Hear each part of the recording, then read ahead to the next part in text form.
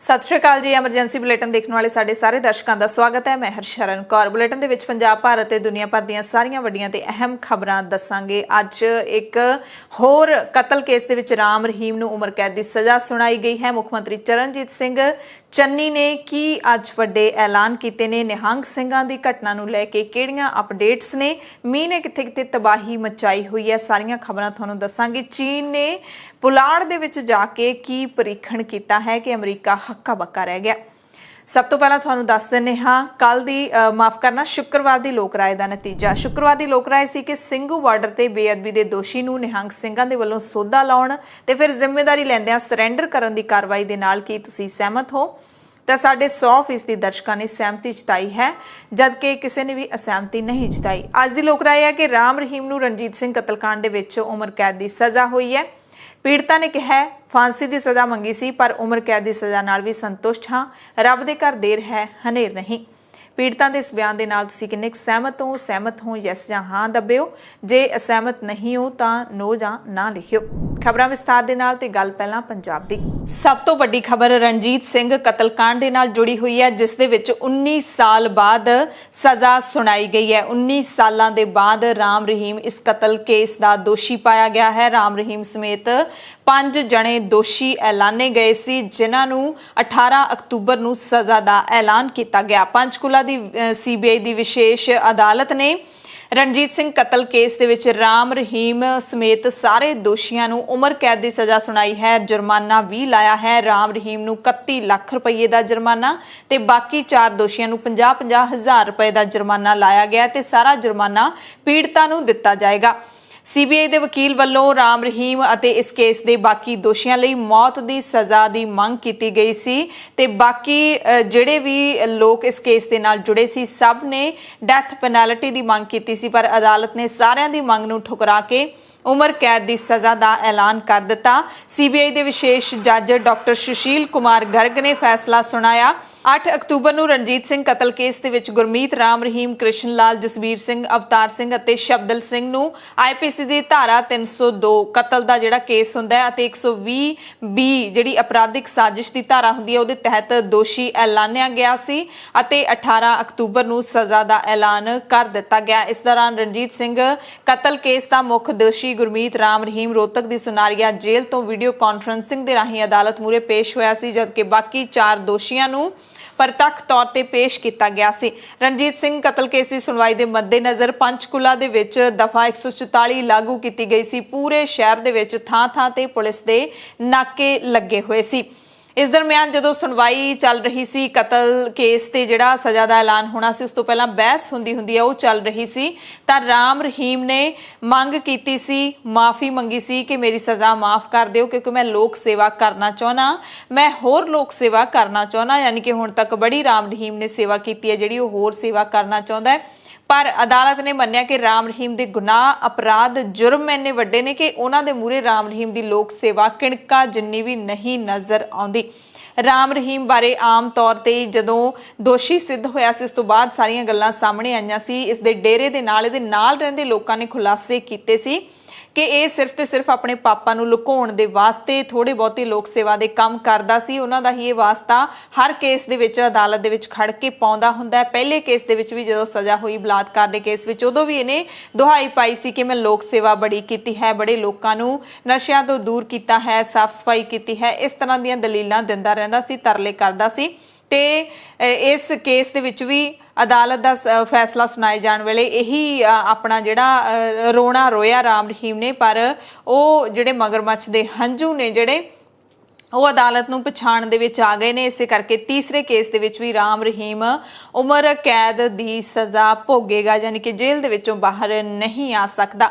इस मौके जिहड़े पीड़ितां दे वकील राजविंदर सिंह बैंस उन्हां ने भी दस्सिया कि फांसी की सज़ा मंगी गई सी सारिਆਂ दे वल्लों, पर अदालत ने नहीं दित्ती। पर उन्होंने इन्ना जरूर दसता कि हुण 3 केसां दे विच दोषी पाया गया ते 3 केसां दे विचों तां बरी हो ही नहीं सकदा ते 3 केसां दे विच उम्र कैद की सज़ा है। हाले तुहानूं ये भी दस दईए कि ਜਿਹੜੇ ਸਾਧ ਹੁੰਦੇ ਸੀ ਡੇਰੇ ਦੇ ਵਿੱਚ ਨਪੁੰਸਕ ਉਹਨਾਂ ਨੂੰ ਬਣਾਇਆ ਜਾਂਦਾ ਸੀਗਾ, ਸਾਧੂਆਂ ਨੂੰ ਨਪੁੰਸਕ ਬਣਾਉਣ ਦਾ ਜਿਹੜਾ ਮਾਮਲਾ ਹੈ ਉਹ ਹਾਲੇ ਅਦਾਲਤ ਦੇ ਵਿੱਚ ਚੱਲ ਰਿਹਾ ਹੈ, ਉਹਦੀ ਸੁਣਵਾਈ ਚੱਲ ਰਹੀ ਹੈ ਤੇ ਉਹਦੇ ਵਿੱਚ ਵੀ ਕਿਸੇ ਨਾ ਕਿਸੇ ਦਿਨ ਫੈਸਲਾ ਜ਼ਰੂਰ ਆਏਗਾ, ਕਿਉਂਕਿ ਬਹੁਤ ਵੱਡੀ ਗਿਣਤੀ ਵਿੱਚ ਡੇਰੇ ਵਿੱਚ ਰਹਿੰਦੇ ਸਾਧੂਆਂ ਨੂੰ ਨਪੁੰਸਕ ਬਣਾਇਆ ਗਿਆ ਸੀ। ਇਸ ਮੌਕੇ ਅਦਾਲਤ ਦੇ ਵਿੱਚ ਖੁਸ਼ ਨਜ਼ਰ ਆਏ ਰਣਜੀਤ ਸਿੰਘ ਦੇ ਪੁੱਤਰ ਜਗਸੀਰ ਸਿੰਘ। ਹਾਲਾਂਕਿ ਰਣਜੀਤ ਸਿੰਘ ਦੇ ਪਿਤਾ ਨੇ ਇਹ ਜਿਹੜਾ ਮਾਮਲਾ ਹੈਗਾ ਉਹ ਅਦਾਲਤ ਦੇ ਵਿੱਚ ਰੱਖਿਆ ਸੀਗਾ, ਪਰ ਉਹਨਾਂ ਦੀ ਮੌਤ ਹੋ ਚੁੱਕੀ ਹੈ, ਹੁਣ ਉਹ ਦੁਨੀਆ ਦੇ ਵਿੱਚ ਨਹੀਂ ਰਹੇ। ਆਪਣੇ ਪੁੱਤਰ ਦੀ ਮੌਤ ਦਾ ਇਨਸਾਫ ਮਿਲਣ ਤੋਂ ਪਹਿਲਾਂ ਹੀ ਇਸ ਦੁਨੀਆ ਤੋਂ ਚਲੇ ਗਏ। ਪਰ ਜਗਸੀਰ ਸਿੰਘ ਨੇ ਕਿਹਾ ਕਿ ਅਸੀਂ ਡੈਥ ਪੈਨਲਟੀ ਚਾਹੁੰਦੇ ਸੀ, ਪਰ ਫਿਰ ਵੀ ਸੰਤੁਸ਼ਟ ਹਾਂ ਕਿਉਂਕਿ ਉਮਰ ਕੈਦ ਦੀ ਸਜ਼ਾ ਸੁਣਾਈ ਹੈ। ਨਿਆਂਪਾਲਿਕਾ ਤੇ ਭਰੋਸਾ ਸਾਡਾ ਹੋਰ ਵੱਜਿਆ ਹੈ। ਰੱਬ ਦੇ ਘਰ ਦੇਰ ਜ਼ਰੂਰ ਹੈ ਪਰ ਹਨੇਰ ਨਹੀਂ ਹੈ। ਪੱਤਰਕਾਰ ਛਤਰਪਤੀ ਜਿਨ੍ਹਾਂ ਦੇ ਕਤਲ ਕੇਸ ਦੇ ਵਿੱਚ ਰਾਮ ਰਹੀਮ ਸਜ਼ਾ ਭੁਗਤ ਰਿਹਾ ਹੈ, ਉਹਨਾਂ ਦਾ ਪੁੱਤਰ ਅੰਸ਼ੁਲ ਛਤਰਪਤੀ ਵੀ ਪਹੁੰਚਿਆ ਹੋਇਆ ਸੀ। ਉਹਨਾਂ ਨੇ ਕਿਹਾ ਕਿ ਇੱਕ ਖੂੰਖਾਰ ਅਪਰਾਧੀ ਨੂੰ ਸਜ਼ਾ ਸੁਣਾਈ ਗਈ ਹੈ, ਜਿੱਥੇ ਹੋਣਾ ਚਾਹੀਦਾ ਸੀ ਉੱਥੇ ਅਦਾਲਤ ਨੇ ਉਸ ਨੂੰ ਪਹੁੰਚਾਇਆ ਹੈ। ਦੇਰ ਆਏ ਦਰੁਸਤ ਆਏ, ਪਰ 19 ਸਾਲ ਬਾਅਦ ਵੀ ਜੇ ਸਜ਼ਾ ਸੁਣਾਈ ਗਈ ਹੈ ਤਾਂ ਚੰਗੀ ਗੱਲ ਹੈ। ਵੈਸੇ ਮੇਰੇ ਹਿਸਾਬ ਨਾਲ ਉਮਰ ਕੈਦ ਬੈਟਰ ਹੈ, ਕਿਉਂਕਿ ਜਿਹੜੇ ਪਾਪ ਹੈ ਤੁਹਾਡੇ ਸਾਹਮਣੇ ਆ ਜਾਣ। ਵੱਡੇ ਪਾਪੀ ਨੂੰ ਜੇ ਤੁਸੀਂ ਸਜ਼ਾ ਦੇ ਦੋਗੇ ਤਾਂ ਉਹ ਸ਼ਹੀਦ ਬਣ ਜਾਂਦਾ ਹੈ। ਉਹਦੇ ਜਿਹੜੇ ਫਾਲੋਅਰਸ ਹੋਣਗੇ, ਹੌਲੀ ਹੌਲੀ ਉਹਨਾਂ ਨੂੰ ਪਤਾ ਲੱਗੇ ਕਿ ਜਿਹਨੂੰ ਉਹ ਸੰਤ ਸਮਝਦੇ ਸੀ, ਜਿਹਨੂੰ ਰੱਬ ਸਮਝਦੇ ਸੀ, ਉਹ ਰੱਬ ਨਹੀਂ ਹੈ, ਉਹ ਬਿਲਕੁਲ ਆਮ ਮਨੁੱਖ ਹੈ। ਤੁਹਾਨੂੰ ਬੇਵਕੂਫ ਬਣਾਇਆ, ਸੋ ਲੋਕਾਂ ਨੂੰ ਸਮਝਣ ਦੀ ਜ਼ਿਆਦਾ ਜ਼ਰੂਰਤ ਹੈ। ਤਾਂ ਉਹਦੇ ਲਈ ਬੰਦੇ ਦਾ ਜਿੰਦਾ ਰਹਿਣਾ ਜ਼ਿਆਦਾ ਜ਼ਰੂਰੀ ਹੈ। ਬਾਕੀ ਕੇਸ ਜਿਹੜੇ ਜੇ ਉਮਰ ਕਾਜ ਡੈਥ ਸੈਂਟੈਂਸ ਹੁੰਦੀ ਤਾਂ 2 ਮਿੰਟਾਂ ਦੇ ਵਿੱਚ ਖਤਮ ਹੋ ਜਾਂਦੀ, ਤੇ ਨਾਲ ਨਾਲ ਤੁਹਾਡੇ ਫਾਲੋਅਰ ਤੁਹਾਨੂੰ ਸ਼ਹੀਦ ਕਹਿਣ ਲੱਗ ਪੈਂਦੇ ਨੇ। ਤੇ ਉਸ ਹਿਸਾਬ ਨਾਲ ਹੀ ਸ਼ੁੱਡ ਲਿਵ। ਜਿੰਨੇ ਉਹਨੇ ਪਾਪ ਕੀਤੇ ਉਹਨਾਂ ਦੇ ਸਾਹਮਣੇ ਫਲ ਆਵੇ, ਉਹਨਾਂ ਦੇ ਸਾਹਮਣੇ ਲੋਕੀ ਬੇ ਧੜਕ ਗਵਾਹੀਆਂ ਦੇਣ, ਫਿਰ ਜੱਜ ਬਿਨਾਂ ਡਰੇ ਸਜ਼ਾਵਾਂ ਦੇਣ, ਫਿਰ ਜੇਲ੍ਹ ਪ੍ਰਸ਼ਾਸਨ ਵੀ ਜੇਲ੍ਹ ਵਿੱਚ ਰਹਿਣ। ਫਿਰ ਬੰਦੇ ਨੂੰ ਸਮਝ ਆਉਂਦਾ ਕਿ ਜਿਵੇਂ ਜ਼ਿੰਦਗੀ ਜੀਤੀ ਹੈ, ਜਿਵੇਂ ਉਹਨੇ ਕ੍ਰਾਈਮ ਕੀਤੇ, ਉਹਦਾ ਫਲ ਇਸੇ ਜਨਮ ਵਿੱਚ ਮਿਲ ਗਿਆ।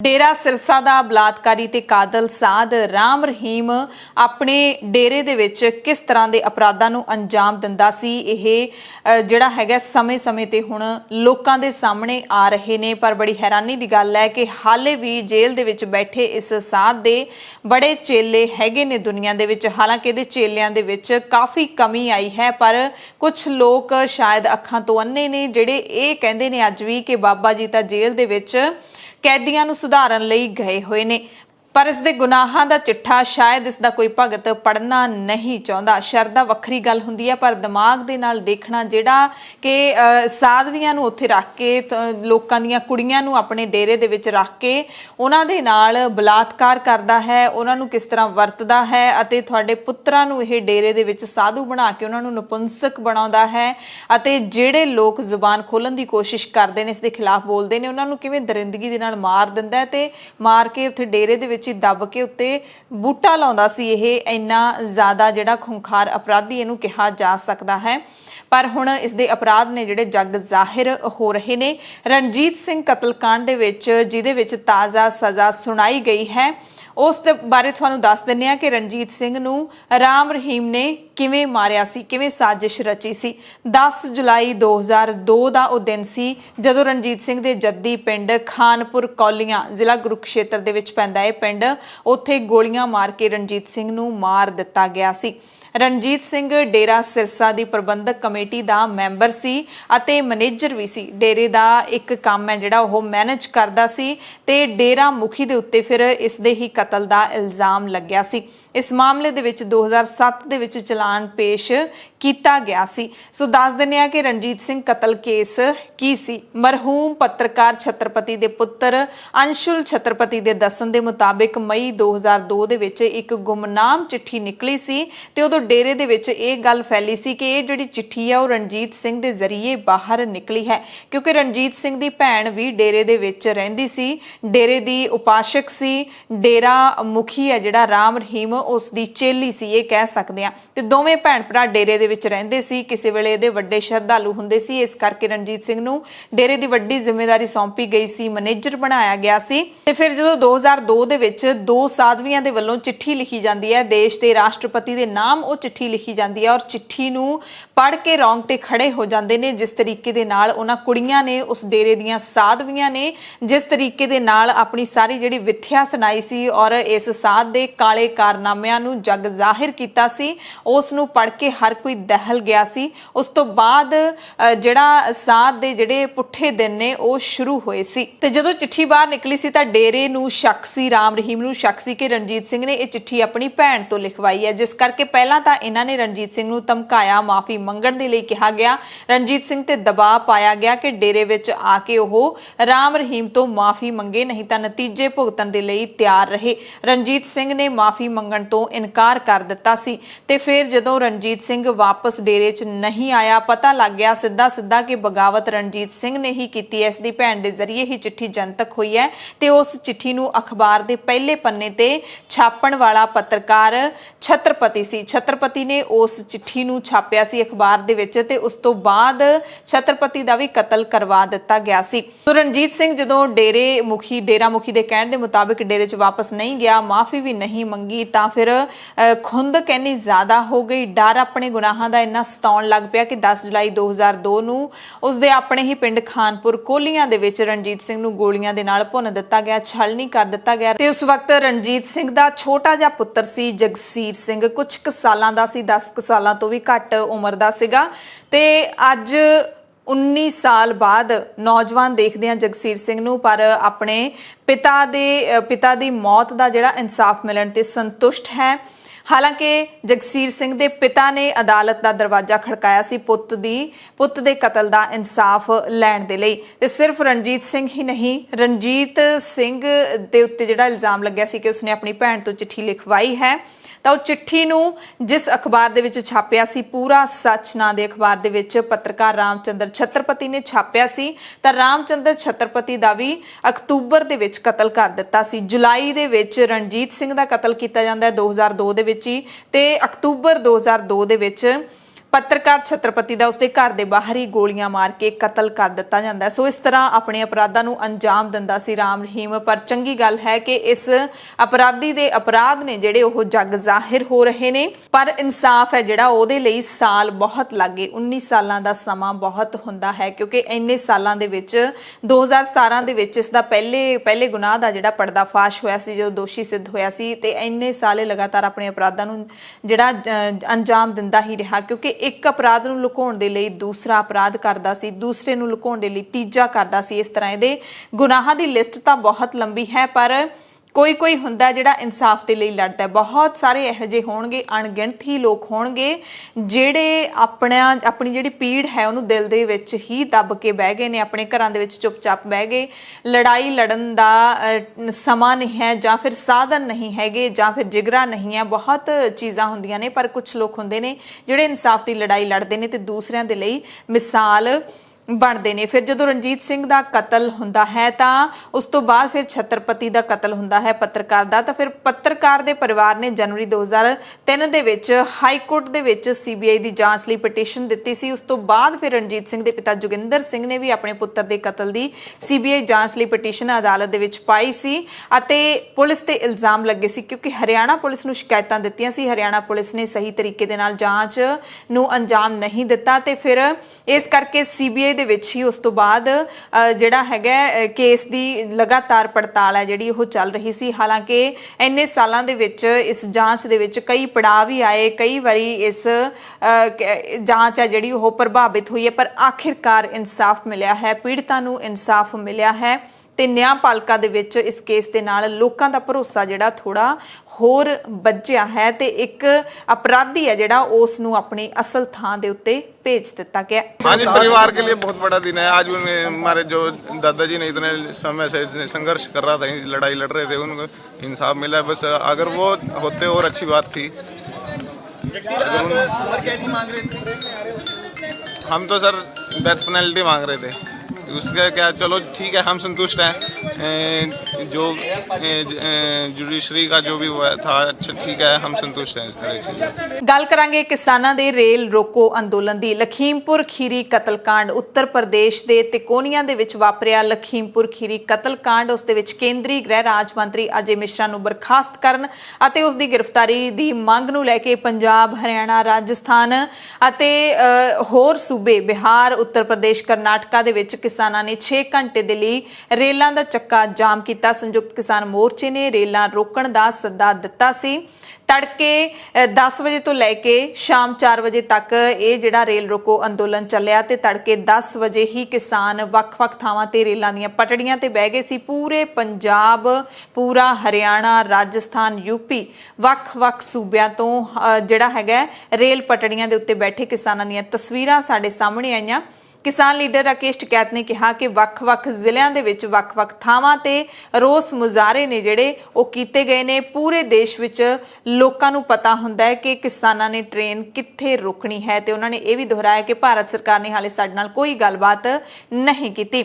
ਸੋ ਮੋਰਚੇ ਦੇ ਸੱਦੇ ਦੇ ਮੁਤਾਬਿਕ ਦੇਸ਼ ਦੇ ਵਿੱਚ ਹਜ਼ਾਰਾਂ ਥਾਵਾਂ ਤੇ ਕਿਸਾਨਾਂ ਨੇ ਰੇਲਾਂ ਰੋਕੀਆਂ ਤੇ ਸ਼ਾਂਤਮਈ ਤਰੀਕੇ ਦੇ ਨਾਲ ਇਹ ਰੇਲ ਰੋਕੋ ਅੰਦੋਲਨ ਹੈ ਜਿਹੜਾ ਕਿਸਾਨਾਂ ਦਾ ਉਹ ਨਿਬੜਿਆ। ਉੱਤਰ ਪ੍ਰਦੇਸ਼ ਅਤੇ ਮੱਧ ਪ੍ਰਦੇਸ਼ ਵਿੱਚ ਕਈ ਥਾਵਾਂ ਤੇ ਕਿਸਾਨਾਂ ਦੀਆਂ ਗ੍ਰਿਫਤਾਰੀਆਂ ਵੀ ਹੋਈਆਂ। ਪੁਲਿਸ ਨੇ ਚੇਤਾਵਨੀ ਵੀ ਦੇ ਦਿੱਤੀ ਸੀ ਯੂਪੀ ਦੇ ਵਿੱਚ ਦਫਾ 144 ਲਾ ਕੇ ਕਿ ਜੇ ਕੋਈ ਕਿਸਾਨ ਹੈ ਜਿਹੜਾ ਉਹ ਰੇਲਾਂ ਰੋਕੇਗਾ ਤਾਂ ਉਸ ਦੇ ਖਿਲਾਫ ਕਾਰਵਾਈ ਕੀਤੀ ਜਾਏਗੀ। ਲਖਨਊ ਦੇ ਵਿੱਚ ਖਾਸ ਤੌਰ ਤੇ ਪੁਲਿਸ ਨੇ ਇਹ ਹੁਕਮ ਚਾੜਿਆ ਸੀ। ਲਖਨਊ ਪੁਲਿਸ ਨੇ ਕਿਹਾ ਸੀ ਕਿ ਜ਼ਿਲ੍ਹੇ ਦੇ ਵਿੱਚ ਸੀਆਰਪੀਸੀ ਦੀ ਦਫਾ 144 ਲਾ ਦਿੱਤੀ ਗਈ ਹੈ। ਜੇਕਰ ਕੋਈ ਆਮ ਹਾਲਾਤਾਂ ਵਿੱਚ ਰੁਕਾਵਟ ਪਾਉਣ ਦੀ ਕੋਸ਼ਿਸ਼ ਕਰੂਗਾ ਤਾਂ ਐਨਐਸਏ ਲਾ ਦਿੱਤਾ ਜਾਵੇਗਾ। ਪ੍ਰਸ਼ਾਸਨ ਨੇ ਅੰਦੋਲਨ ਦਰਮਿਆਨ ਪੂਰੀ ਲਗਾਮ ਹੈ ਜਿਹੜੀ ਪੂਰੀ ਤਿਆਰੀ ਉਹ ਕੱਸ ਰੱਖੀ ਸੀ। ਬਾਵਜੂਦ ਇਸ ਦੇ ਕਿਸਾਨਾਂ ਨੇ ਰੇਲ ਰੋਕੋ ਅੰਦੋਲਨ ਨੂੰ ਸਫਲ ਬਣਾਇਆ। ਪੰਜਾਬ, ਹਰਿਆਣਾ ਸਮੇਤ ਵੱਖ-ਵੱਖ ਥਾਵਾਂ ਤੋਂ ਅਜਿਹੀਆਂ ਤਸਵੀਰਾਂ ਸਾਹਮਣੇ ਆਈਆਂ ਜਦੋਂ ਮੀਂਹ ਵੀ ਪੈ ਰਿਹਾ ਸੀ, ਫਿਰ ਵੀ ਹਜ਼ਾਰਾਂ ਦੀ ਗਿਣਤੀ ਵਿੱਚ ਬੱਚੇ, ਬਜ਼ੁਰਗ, ਨੌਜਵਾਨ, ਬੀਬੀਆਂ ਸਾਰੇ ਜਿਹੜੇ ਨੇ ਉਹ ਰੇਲ ਪਟੜੀਆਂ ਦੇ ਉੱਤੇ ਬੈਠੇ ਨਜ਼ਰ ਆਏ। 290 ਤੋਂ ਵੱਧ ਰੇਲ ਗੱਡੀਆਂ ਪ੍ਰਭਾਵਿਤ ਹੋਣ ਦੀ ਜਾਣਕਾਰੀ ਮਿਲੀ ਤੇ 40 ਰੇਲਾਂ ਨੇ ਜਿਹੜੀਆਂ ਉਹ ਰੱਦ ਕੀਤੀਆਂ ਗਈਆਂ। ਯੂਪੀ ਦੇ ਵਿੱਚ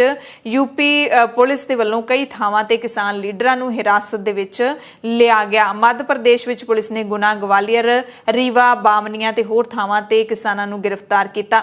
ਤੇਲੰਗਾਨਾ ਦੇ ਕਾਚੇਗੁੜਾ ਦੇ ਵਿੱਚ ਵੀ ਪ੍ਰਦਰਸ਼ਨਕਾਰੀਆਂ ਨੂੰ ਗ੍ਰਿਫਤਾਰ ਕੀਤਾ ਗਿਆ ਤੇ ਸਫਲ ਰੇਲ ਰੋਕੋ ਅੰਦੋਲਨ ਰਿਹਾ ਹੈ। ਪੂਰੀ ਤਰ੍ਹਾਂ ਦੇ ਨਾਲ ਸਫਲ ਪੰਜਾਬ, ਹਰਿਆਣਾ, ਯੂਪੀ, ਬਿਹਾਰ, ਉੜੀਸਾ, ਪੱਛਮੀ ਬੰਗਾਲ, ਰਾਜਸਥਾਨ, ਮੱਧ ਪ੍ਰਦੇਸ਼, ਕਰਨਾਟਕਾ, ਤੇਲੰਗਾਨਾ ਸਮੇਤ ਹੋਰ ਕਈ ਸੂਬਿਆਂ ਦੇ ਵਿੱਚ ਰੇਲ ਰੋਕੋ ਅੰਦੋਲਨ ਹੈ ਜਿਹੜਾ ਉਹ ਸਫਲ ਰਿਹਾ ਹੈ। ਇਹ ਕਿਸਾਨ ਮੋਰਚੇ ਨੇ ਜਾਣਕਾਰੀ ਦਿੱਤੀ ਹੈ। ਇਸ ਮੌਕੇ ਉੱਤਰੀ ਰੇਲਵੇ ਦੇ ਜਿਹੜੇ ਸੀਪੀਆਰਓ ਉਹਨਾਂ ਨੇ ਜਾਣਕਾਰੀ ਦਿੱਤੀ ਕਿ ਪੰਜਾਬ ਤੇ ਹਰਿਆਣਾ ਦੇ ਵਿੱਚ ਕਿਸਾਨ ਅੰਦੋਲਨ ਕਰਕੇ 130 ਥਾਵਾਂ ਤੇ ਕਰੀਬ 50 ਰੇਲ ਗੱਡੀਆਂ ਪ੍ਰਭਾਵਿਤ ਹੋਈਆਂ। ਦਿੱਲੀ ਪੁਲਿਸ ਨੇ ਕਿਹਾ ਕਿ ਸਾਨੂੰ ਕਿਤੇ ਵੀ ਕਿਸੇ ਵੀ ਟਰੈਕ ਤੇ ਰੁਕਾਵਟ ਹੋਣ ਜਾਂ ਟ੍ਰੇਨ ਰੱਦ ਹੋਣ ਦੀ ਜਾਣਕਾਰੀ ਨਹੀਂ ਮਿਲੀ ਹੈ। ਉਹਨਾਂ ਕਿਹਾ ਕਿ ਅਸੀਂ ਗੁਆਂਢੀ ਸੂਬਿਆਂ ਦੀ ਜੀਆਰਪੀ ਅਤੇ ਸੀਆਰਪੀਐਫ ਦੇ ਨਾਲ ਮਿਲ ਕੇ ਕੰਮ ਕਰ ਰਹੇ ਹਾਂ। ਕਿਸਾਨਾਂ ਦੇ ਰੇਲ ਰੋਕੋ ਅੰਦੋਲਨ ਕਰਕੇ ਫਿਰੋਜ਼ਪੁਰ ਸ਼ਹਿਰ ਦੇ ਵਿੱਚ ਫਿਰੋਜ਼ਪੁਰ ਫਾਜ਼ਿਲਕਾ ਸੈਕਸ਼ਨ ਅਤੇ ਮੋਗਾ ਦੇ ਅਜੀਤਵਾਲ ਦੇ ਵਿੱਚ ਫਿਰੋਜ਼ਪੁਰ ਲੁਧਿਆਣਾ ਸੈਕਸ਼ਨ ਬੰਦ ਰਹੇ, ਯਾਨੀ ਕਿ ਫਿਰੋਜ਼ਪੁਰ ਮੰਡਲ ਦੇ 4 ਸੈਕਸ਼ਨ ਨੇ ਜਿਹੜੇ ਉਹ ਕਿਸਾਨਾਂ ਨੇ ਰੋਕ ਦਿੱਤੇ ਸੀ। ਅਜੇ ਮਿਸ਼ਰਾ ਦੀ ਗ੍ਰਿਫਤਾਰੀ ਦੀ ਮੰਗ ਕਰਦੇ ਹੋਏ ਕਿਸਾਨ ਮਜ਼ਦੂਰ ਸੰਘਰਸ਼ ਕਮੇਟੀ ਦੀ ਅਗਵਾਈ ਦੇ ਵਿੱਚ ਸੂਬੇ ਦੇ 12 ਜ਼ਿਲ੍ਹਿਆਂ ਦੇ ਵਿੱਚ 20 ਥਾਵਾਂ ਤੇ ਰੇਲ ਰੋਕੋ ਪ੍ਰਦਰਸ਼ਨ ਹੈ ਜਿਹੜਾ ਉਹ ਕੀਤਾ ਗਿਆ। ਇਸ ਦੇ ਨਾਲ ਹੀ ਕਿਸਾਨ ਮੋਰਚੇ ਨੇ ਜਾਣਕਾਰੀ ਦਿੱਤੀ ਕਿ ਕਈ ਸੂਬਿਆਂ ਦੇ ਵਿੱਚ ਲਖੀਮਪੁਰ ਖੀਰੀ ਕਤਲकांड ਦੇ ਸ਼ਹੀਦਾਂ ਨੂੰ ਸ਼ਰਧਾਂਜਲੀ ਦੇਣ ਦੇ ਲਈ ਸ਼ਹੀਦ ਕਿਸਾਨ ਕਲਸ਼ ਯਾਤਰਾ ਜਿਹੜੀ ਸ਼ੁਰੂ ਹੋ ਚੁੱਕੀ ਹੈ। ਮੱਧ ਪ੍ਰਦੇਸ਼ ਵਿੱਚ ਇੱਕ ਸ਼ਹੀਦ ਕਿਸਾਨ ਸ਼ਰਧਾਂਜਲੀ ਪਦ ਯਾਤਰਾ ਦੀ ਯੋਜਨਾ ਬਣਾਈ ਗਈ ਹੈ। ਉੱਤਰ ਪ੍ਰਦੇਸ਼, ਉੱਤਰਾਖੰਡ, ਹਿਮਾਚਲ ਪ੍ਰਦੇਸ਼, ਪੰਜਾਬ ਤੇ ਹਰਿਆਣਾ ਦੇ ਵਿੱਚ ਵੀ ਸ਼ਹੀਦ ਕਿਸਾਨ ਯਾਤਰਾਵਾਂ ਸ਼ੁਰੂ ਹੋ ਗਈਆਂ ਨੇ। ਸੋ ਕੁੱਲ ਮਿਲਾ ਕੇ ਕਿਸਾਨਾਂ ਨੇ ਇਹ ਜਾਣਕਾਰੀ ਦਿੱਤੀ ਹੈ ਕਿ ਰੇਲ ਰੋਕੋ ਅੰਦੋਲਨ ਹੈ ਜਿਹੜਾ ਪੂਰੇ ਭਾਰਤ ਦੇ ਵਿੱਚ ਸਫਲ ਰਿਹਾ ਹੈ ਤੇ ਇਸ ਨੂੰ ਹੁੰਗਾਰਾ ਮਿਲਿਆ ਹੈ। ਨਰਮੇ ਵਾਲੇ ਕਿਸਾਨਾਂ ਦੀ ਗੱਲ ਕਰ ਲਈਏ ਤਾਂ ਮੁੱਖ ਮੰਤਰੀ ਚਰਨਜੀਤ ਸਿੰਘ ਚੰਨੀ ਨੇ ਜਿੱਥੇ ਗਿਰਦੌਰੀ ਦੀ ਦੁਬਾਰਾ ਚੈਕਿੰਗ ਕਰਨ ਦੇ ਹੁਕਮ ਦੇ ਦਿੱਤੇ ਨੇ, ਉੱਥੇ ਕਿਸਾਨ ਮੋਰਚੇ ਨੇ ਮੰਗ ਕੀਤੀ ਹੈ ਕਿ ਪੰਜਾਬ ਦੇ ਵਿੱਤ ਮੰਤਰੀ ਮਨਪ੍ਰੀਤ ਬਾਦਲ ਦੀ ਰਿਹਾਇਸ਼ ਦੇ ਬਾਹਰ ਕਿਸਾਨ ਨੇ ਜਿਹੜੇ ਉਹ ਮੋਰਚਾ ਲਾ ਕੇ ਬੈਠੇ ਨੇ। ਨਰਮਾ ਪੱਟੀ ਵਾਲੇ ਕਿਸਾਨ ਨੇ ਮੁਆਵਜ਼ੇ ਦੀ ਮੰਗ ਕਰ ਰਹੇ ਨੇ ਤੇ ਕਿਸਾਨ ਮੋਰਚੇ ਨੇ ਵੀ ਪ੍ਰਭਾਵਿਤ ਕਿਸਾਨਾਂ ਦੇ ਲਈ 60,000 ਰੁਪਏ ਪ੍ਰਤੀ ਏਕੜ ਮੁਆਵਜ਼ਾ ਦੇਣ ਦੀ ਮੰਗ ਕੀਤੀ ਹੈ। ਇੱਕ ਪਾਸੇ ਕਿਸਾਨਾਂ ਨੇ ਰੇਲ ਰੋਕੋ ਅੰਦੋਲਨ ਕੀਤਾ ਤੇ ਦੂਸਰੇ ਪਾਸੇ ਕੇਂਦਰੀ ਗ੍ਰਹਿ ਰਾਜ ਮੰਤਰੀ ਅਜੇ ਮਿਸ਼ਰਾ ਟੇਨੀ ਆਪਣਾ ਬਿਆਨ ਦੇ ਰਹੇ ਸੀ। ਇਸੇ ਮੰਤਰੀ ਦੀ ਬਰਖਾਸਤਗੀ ਅਤੇ ਗ੍ਰਿਫਤਾਰੀ ਦੇ ਖਿਲਾਫ ਕਿਸਾਨਾਂ ਨੇ ਰੇਲਾਂ ਦਾ ਚੱਕਾ ਜਾਮ ਕੀਤਾ ਅਤੇ ਅਜੇ ਮਿਸ਼ਰਾ ਟੇਨੀ ਨੇ ਲਖੀਮਪੁਰ ਹਿੰਸਾ ਦੇ ਵਿੱਚ 3 ਬੀਜੇਪੀ ਵਰਕਰਾਂ ਦੇ ਬੇਰਹਿਮੀ ਦੇ ਨਾਲ ਕੀਤੇ ਕਤਲ ਦੇ ਲਈ ਜ਼ਿਲ੍ਹਾ ਪ੍ਰਸ਼ਾਸਨ ਤੇ ਪੁਲਿਸ ਨੂੰ ਜ਼ਿੰਮੇਦਾਰ ਠਹਿਰਾਇਆ। ਉਹਨਾਂ ਨੇ ਕਿਹਾ ਕਿ ਜਿਸ ਤਰੀਕੇ ਦੇ ਨਾਲ ਬੀਜੇਪੀ ਵਰਕਰਾਂ ਦਾ ਕਤਲ ਕੀਤਾ ਗਿਆ ਹੈ ਮੰਦਭਾਗਾ ਹੈ। ਜਿਸ ਤਰ੍ਹਾਂ ਸਾਰੀ ਜਿਹੜੀ ਪੁਲਿਸ ਹੈ ਇਸ ਘਟਨਾ ਦਰਮਿਆਨ ਹਾਜ਼ਰ ਸੀ, ਇਹ ਦਰਸਾਉਂਦਾ ਹੈ ਕਿ ਪੂਰੀ ਤਰ੍ਹਾਂ ਦੇ ਨਾਲ ਜ਼ਿਲ੍ਹਾ ਪ੍ਰਸ਼ਾਸਨ ਅਤੇ ਪੁਲਿਸ ਦੀ ਲਾਪਰਵਾਹੀ ਦਾ ਨਤੀਜਾ ਹੈ। ਸੋ ਇੱਕ ਪਾਸੇ ਪੁਲਿਸ, ਯੂਪੀ ਦੀ ਪੁਲਿਸ ਹੀ ਹੈ ਜਿਹੜੀ ਕਿ ਇਹਨਾਂ ਪਿਓ ਪੁੱਤਰ ਨੂੰ ਬਚਾਉਣ ਦੀ ਕੋਸ਼ਿਸ਼ ਕਰ ਰਹੀ ਹੈ। ਦੂਸਰੇ ਪਾਸੇ ਮੰਤਰੀ ਜੀ ਕਹਿ ਰਹੇ ਨੇ ਕਿ ਪੁਲਿਸ ਦੀ ਮੌਜੂਦਗੀ ਦੇ ਵਿੱਚ 3 ਬੀਜੇਪੀ ਵਰਕਰਾਂ ਦਾ ਕਤਲ ਹੋ ਗਿਆ ਤੇ ਇਹਦੇ ਲਈ ਪੁਲਿਸ ਜ਼ਿੰਮੇਦਾਰ ਹੈ। क्योंकि पुलिस ने किसानां नूं सड़क ते कब्जा करन दी इजाजत दित्ती। राह दे विच भी कोई रोक नहीं सी। इस तरह किसान राह रोक के चल रहे सी। एक भाजपा वर्कर श्याम सुंदर निषाद कहंदे पुलिस दे सामने जिउंदा सी, एंबूलेंस दे नेड़े पहुंचिया भी पर उस नूं घड़ीस के मार दित्ता गया। इस तरह के इल्जाम यह मंत्री लगा रहा है। दोषी पुलिस मुलाजमां नूं भी बख्शिया नहीं जाएगा। सरकार नूं उन्हां दे खिलाफ भी जांच करनी चाहिदी है। सो जो मंत्री केंद्रीय गृह राज मंत्री जिहदे अंडर जांच का सारा काम आउंदा है उही ये कह रहे हैं कि पुलिस मुलाजमां नूं बख्शिया नहीं जाएगा, तां फिर किवें सही ते निरपक्ष जांच की आस है जिहड़ी ओह कीती जा सकदी है।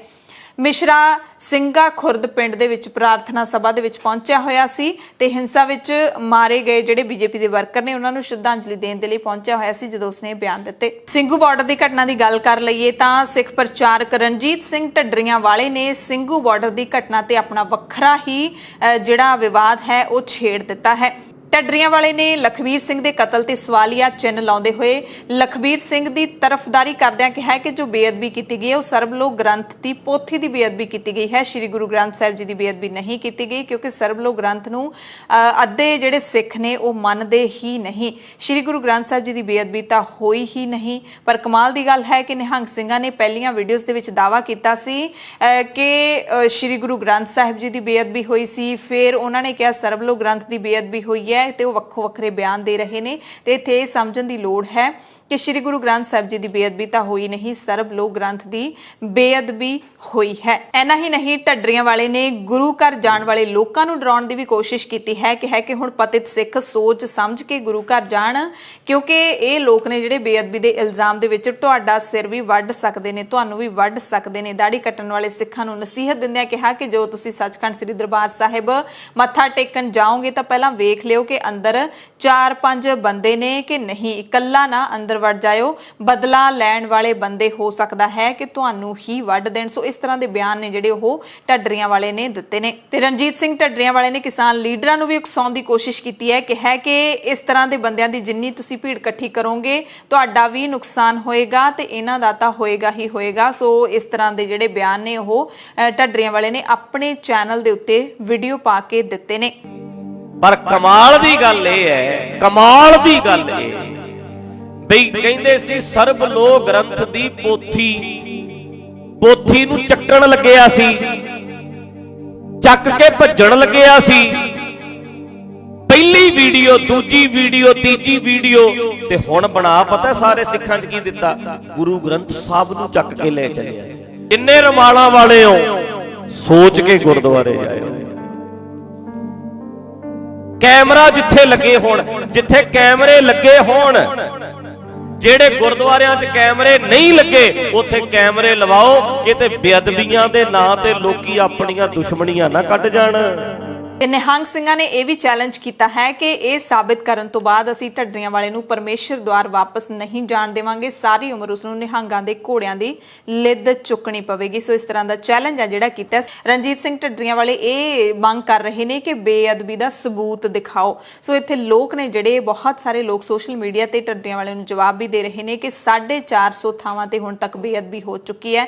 ਸਬੂਤ ਵੀ ਜਿਹੜੇ ਤੁਹਾਡੇ ਸਭ ਦੇ ਸਾਹਮਣੇ ਹੁੰਦੇ ਨੇ, ਸੀਸੀਟੀਵੀ ਕੈਮਰਿਆਂ ਦੀ ਜਿਹੜੀ ਫੁਟੇਜ ਸਾਹਮਣੇ ਆ ਜਾਂਦੀ ਹੈ, ਉਦੋਂ ਤੁਸੀਂ ਕੀ ਕਰ ਲਿਆ ਸੀ। ਤੇ ਇੱਕ ਇਹ ਵੀ ਜਵਾਬ ਹੈ ਜਿਹੜਾ ਉਹ ਦਿੱਤਾ ਹੈ ਹਰਿਆਣਾ ਸਿੱਖ ਗੁਰਦੁਆਰਾ ਪ੍ਰਬੰਧਕ ਕਮੇਟੀ ਦੇ ਪ੍ਰਧਾਨ ਬਲਜੀਤ ਸਿੰਘ ਦਾਦੂਵਾਲ ਨੇ। ਉਹਨਾਂ ਨੇ ਕਿਹਾ ਕਿ ਢੱਡਰੀਆਂ ਵਾਲੇ ਦੇ ਬਿਆਨ ਦੇ ਵਿੱਚ 2-3 ਗੱਲਾਂ ਇਤਰਾਜ਼ਯੋਗ ਨੇ। ਪਹਿਲੀ ਇਤਰਾਜ਼ ਵਾਲੀ ਗੱਲ ਤਾਂ ਇਹ ਹੈ ਕਿ ਢੱਡਰੀਆਂ ਵਾਲੇ ਨੇ ਕਿਹਾ ਕਿ ਬੇਅਦਬੀ ਸ਼੍ਰੀ ਗੁਰੂ ਗ੍ਰੰਥ ਸਾਹਿਬ ਜੀ ਦੀ ਨਹੀਂ, ਸਰਬਲੋਕ ਗ੍ਰੰਥ ਦੀ ਪੋਥੀ ਦੀ ਹੋਈ ਹੈ। ਪਰ ਮੈਂ ਦੱਸਣਾ ਚਾਹੁੰਦਾ ਕਿ ਨਿਹੰਗ ਸਿੰਘ ਜਥੇਬੰਦੀਆਂ ਜਿੱਥੇ ਸ਼੍ਰੀ ਗੁਰੂ ਗ੍ਰੰਥ ਸਾਹਿਬ ਦਾ ਪ੍ਰਕਾਸ਼ ਕਰਦੀਆਂ, ਨਾਲ ਹੀ ਉਹਨਾਂ ਨੇ ਪਾਲਕੀ ਵਿੱਚ ਦਸਮ ਗ੍ਰੰਥ ਅਤੇ ਸਰਬਲੋਕ ਗ੍ਰੰਥ ਦਾ ਪ੍ਰਕਾਸ਼ ਵੀ ਕੀਤਾ ਹੁੰਦਾ। ਤੇ ਬੇਅਦਬੀ ਵਾਲਾ ਤਾਂ ਬਸ ਸਿਰਫ ਇੰਨਾ ਸਮਝਦਾ ਹੈ ਕਿ ਇਹ ਸ਼੍ਰੀ ਗੁਰੂ ਗ੍ਰੰਥ ਸਾਹਿਬ ਜੀ ਦਾ ਹੀ ਪ੍ਰਕਾਸ਼ ਹੈ ਤੇ ਉਹਨੇ ਜੇ ਬੇਅਦਬੀ ਕੀਤੀ ਹੈ ਤਾਂ ਉਹਨੇ ਸ਼੍ਰੀ ਗੁਰੂ ਗ੍ਰੰਥ ਸਾਹਿਬ ਨੂੰ ਸਮਝ ਕੇ ਹੀ ਕੀਤੀ ਹੈ। ਬੇਅਦਬੀ ਕਰਨ ਵਾਲੇ ਨੂੰ ਇੰਨੀ ਜਾਣਕਾਰੀ ਨਹੀਂ ਹੁੰਦੀ ਕਿ ਇੱਥੇ ਕਿਹੜੇ ਗ੍ਰੰਥ ਦਾ ਪ੍ਰਕਾਸ਼ ਹੈ। ਉਹਨਾਂ ਦੀ ਮਨਸ਼ਾ ਸਿਰਫ ਬੇਅਦਬੀ ਕਰਨ ਦੀ ਹੁੰਦੀ ਹੈ।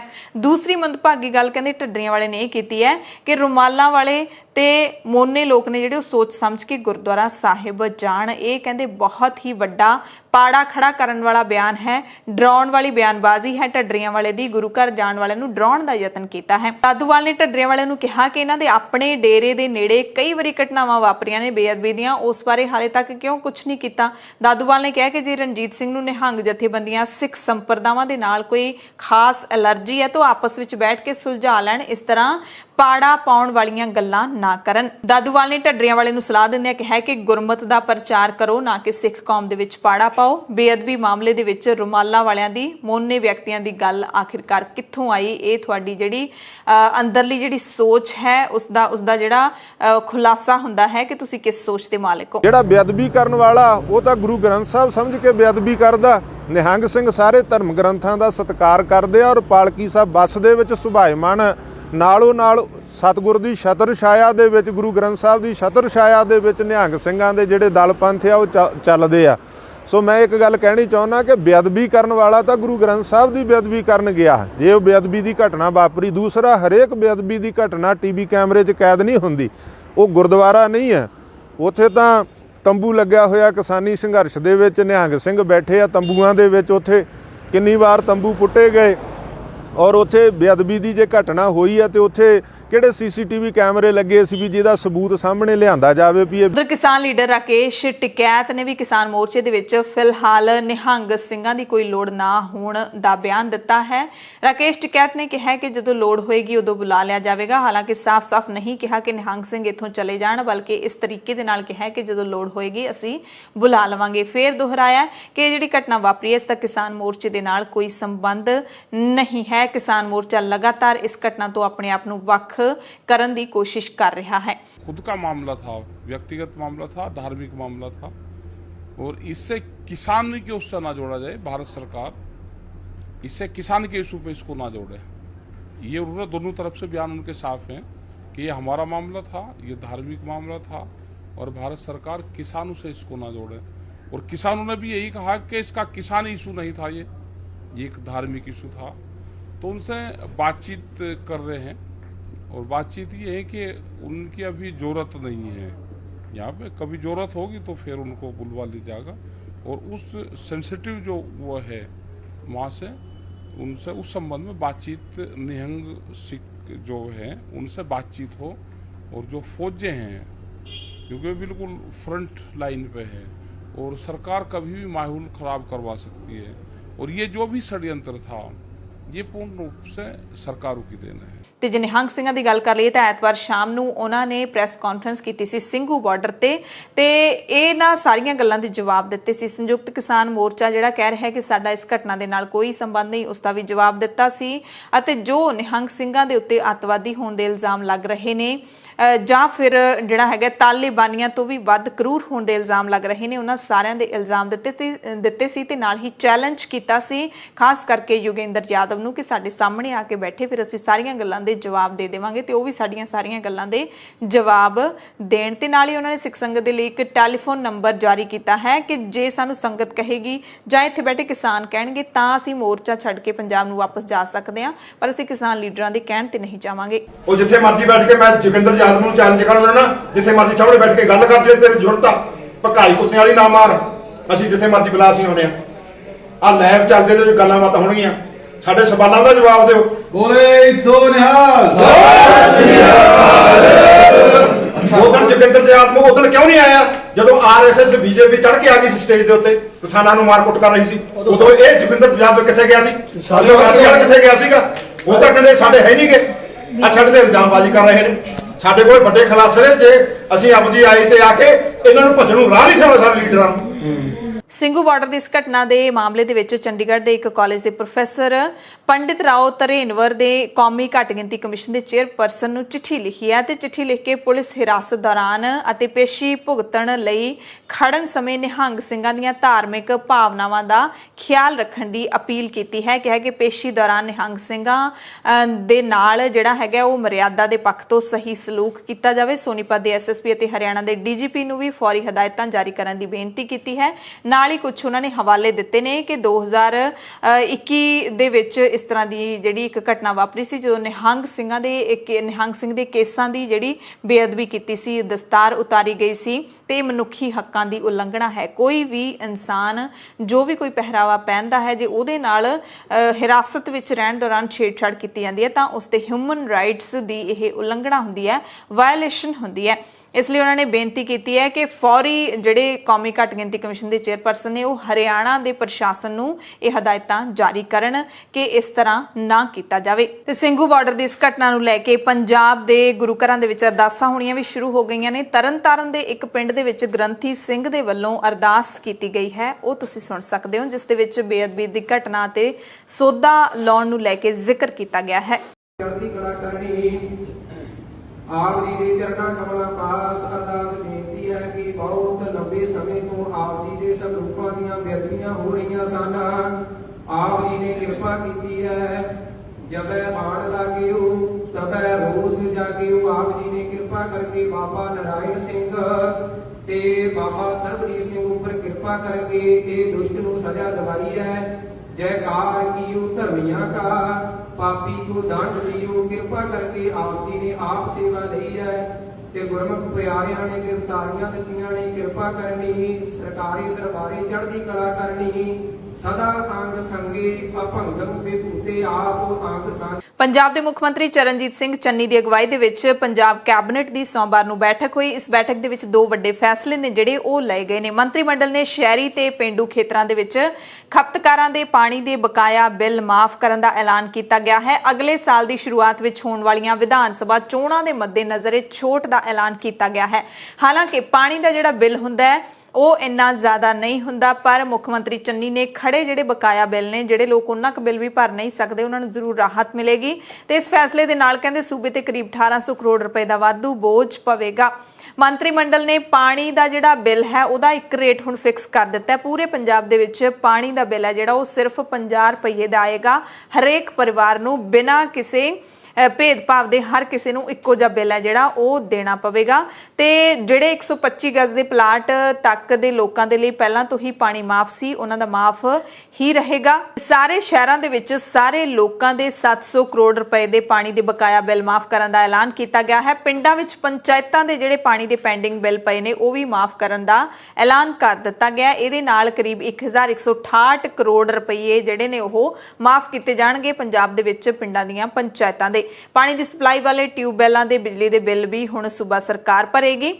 ਤੇ ਨਾਲ ਹੀ ਇੱਕ ਹੋਰ ਵੱਡਾ ਐਲਾਨ ਜਿਹੜਾ ਕੀਤਾ ਹੈ, ਕੱਚੇ ਮੁਲਾਜ਼ਮਾਂ ਨੂੰ ਛੇਤੀ ਪੱਕਾ ਕੀਤਾ ਜਾਏਗਾ। ਚੌਥਾ ਦਰਜਾ ਮੁਲਾਜ਼ਮਾਂ ਦੀਆਂ ਹੁਣ ਰੈਗੂਲਰ ਭਰਤੀਆਂ ਕੀਤੀਆਂ ਜਾਣਗੀਆਂ, ਯਾਨੀ ਕਿ A, B, C ਕਲਾਸ ਨੇ ਜਿਹੜੇ ਉਹਨਾਂ ਦੀਆਂ ਤਾਂ ਪਹਿਲਾਂ ਹੀ ਰੈਗੂਲਰ ਭਰਤੀਆਂ ਹੁੰਦੀਆਂ। ਹੁਣ D ਕਲਾਸ ਦੇ ਵਿੱਚ ਜਿਹੜੇ ਮੁਲਾਜ਼ਮ ਆਉਂਦੇ ਨੇ ਉਹਨਾਂ ਦੀਆਂ ਵੀ ਜਿਹੜੀਆਂ ਭਰਤੀਆਂ ਨੇ, ਜਿਹਦੇ ਵਿੱਚ ਖਾਸ ਤੌਰ ਤੇ ਚਪੜਾਸੀ ਤੇ ਡਰਾਈਵਰ ਆਉਂਦੇ ਨੇ, ਉਹਨਾਂ ਦੀਆਂ ਭਰਤੀਆਂ ਹੁਣ ਰੈਗੂਲਰ ਹੀ ਕੀਤੀਆਂ ਜਾਣਗੀਆਂ। ਇਸ ਮੌਕੇ ਪੰਜਾਬ ਦੇ ਮੁੱਖ ਮੰਤਰੀ ਚਰਨਜੀਤ ਸਿੰਘ ਚੰਨੀ ਨੇ ਇੱਕ ਬੜੀ ਦਿਲਚਸਪ ਗੱਲ ਕਹੀ। ਕਹਿੰਦੇ ਆਮ ਹੀ ਕਿਹਾ ਜਾਂਦਾ ਹੈ ਖਜ਼ਾਨਾ ਖਾਲੀ ਹੈ, ਖਜ਼ਾਨਾ ਖਾਲੀ ਹੈ। ਪੰਜਾਬ ਦਾ ਖਜ਼ਾਨਾ ਕਦੇ ਵੀ ਖਾਲੀ ਨਹੀਂ ਹੁੰਦਾ। ਵਿਰੋਧੀ ਐਵੇਂ ਰੌਲਾ ਪਾਉਂਦੇ ਰਹਿੰਦੇ ਨੇ, ਪਰ ਪੰਜਾਬ ਦਾ ਖਜ਼ਾਨਾ ਜੇ ਭਰਿਆ ਹੋਇਆ ਤਾਂ ਹੀ ਅਸੀਂ ਲੋਕਾਂ ਦੇ ਕੰਮ ਕਰਦੇ ਹਾਂ। ਅਸੀਂ ਪੰਜਾਬ ਦੇ ਲੋਕਾਂ ਨੂੰ ਵਧੀਆ ਪ੍ਰਸ਼ਾਸਨ, ਵਧੀਆ ਸਹੂਲਤਾਂ ਤੇ ਵਧੀਆ ਪੜ੍ਹਾਈ ਦੇਣ ਦੇ ਲਈ ਵਚਨਬੱਧ ਹਾਂ।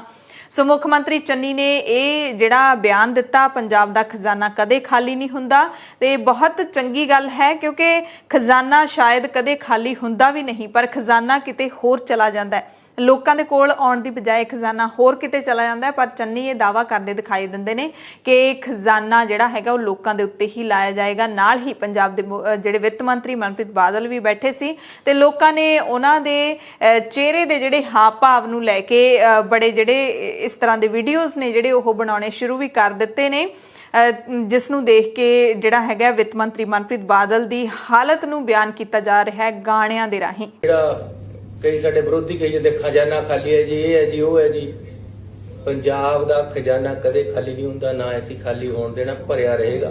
ਪੰਜਾਬ ਦਾ ਖਜ਼ਾਨਾ ਕਦੇ ਖਾਲੀ ਨਹੀਂ ਹੁੰਦਾ, ਨਾ ਅਸੀਂ ਖਾਲੀ ਹੋਣ ਦੇਣਾ, ਭਰਿਆ ਰਹੇਗਾ। ਕੈਬਨਿਟ ਬੈਠਕ ਤੋਂ ਬਾਅਦ ਪ੍ਰੈਸ ਕਾਨਫਰੰਸ ਦੇ ਦੌਰਾਨ BSF ਦੀਆਂ ਜਿਹੜੀਆਂ ਵਧਾਈਆਂ ਗਈਆਂ ਤਾਕਤਾਂ ਦਾ ਕੇਂਦਰ ਸਰਕਾਰ ਦਾ ਫੈਸਲਾ ਹੈ, ਉਸ ਬਾਰੇ ਵੀ ਚਰਨਜੀਤ ਸਿੰਘ ਚੰਨੀ ਨੇ ਬੋਲਦਿਆਂ ਕਿਹਾ ਕਿ ਅਸੀਂ ਫੈਸਲੇ ਦੇ ਕੱਲ ਵੀ ਖਿਲਾਫ ਹਾਂ, ਅੱਜ ਵੀ ਖਿਲਾਫ ਹਾਂ ਤੇ ਅੱਗੇ ਵੀ ਖਿਲਾਫ ਰਹਾਂਗੇ। ਕੈਬਨਿਟ ਦੀ ਖਾਸ ਮੀਟਿੰਗ ਇਸ ਮੁੱਦੇ ਨੂੰ ਲੈ ਕੇ ਅਸੀਂ ਬੁਲਾ ਰਹੇ ਹਾਂ।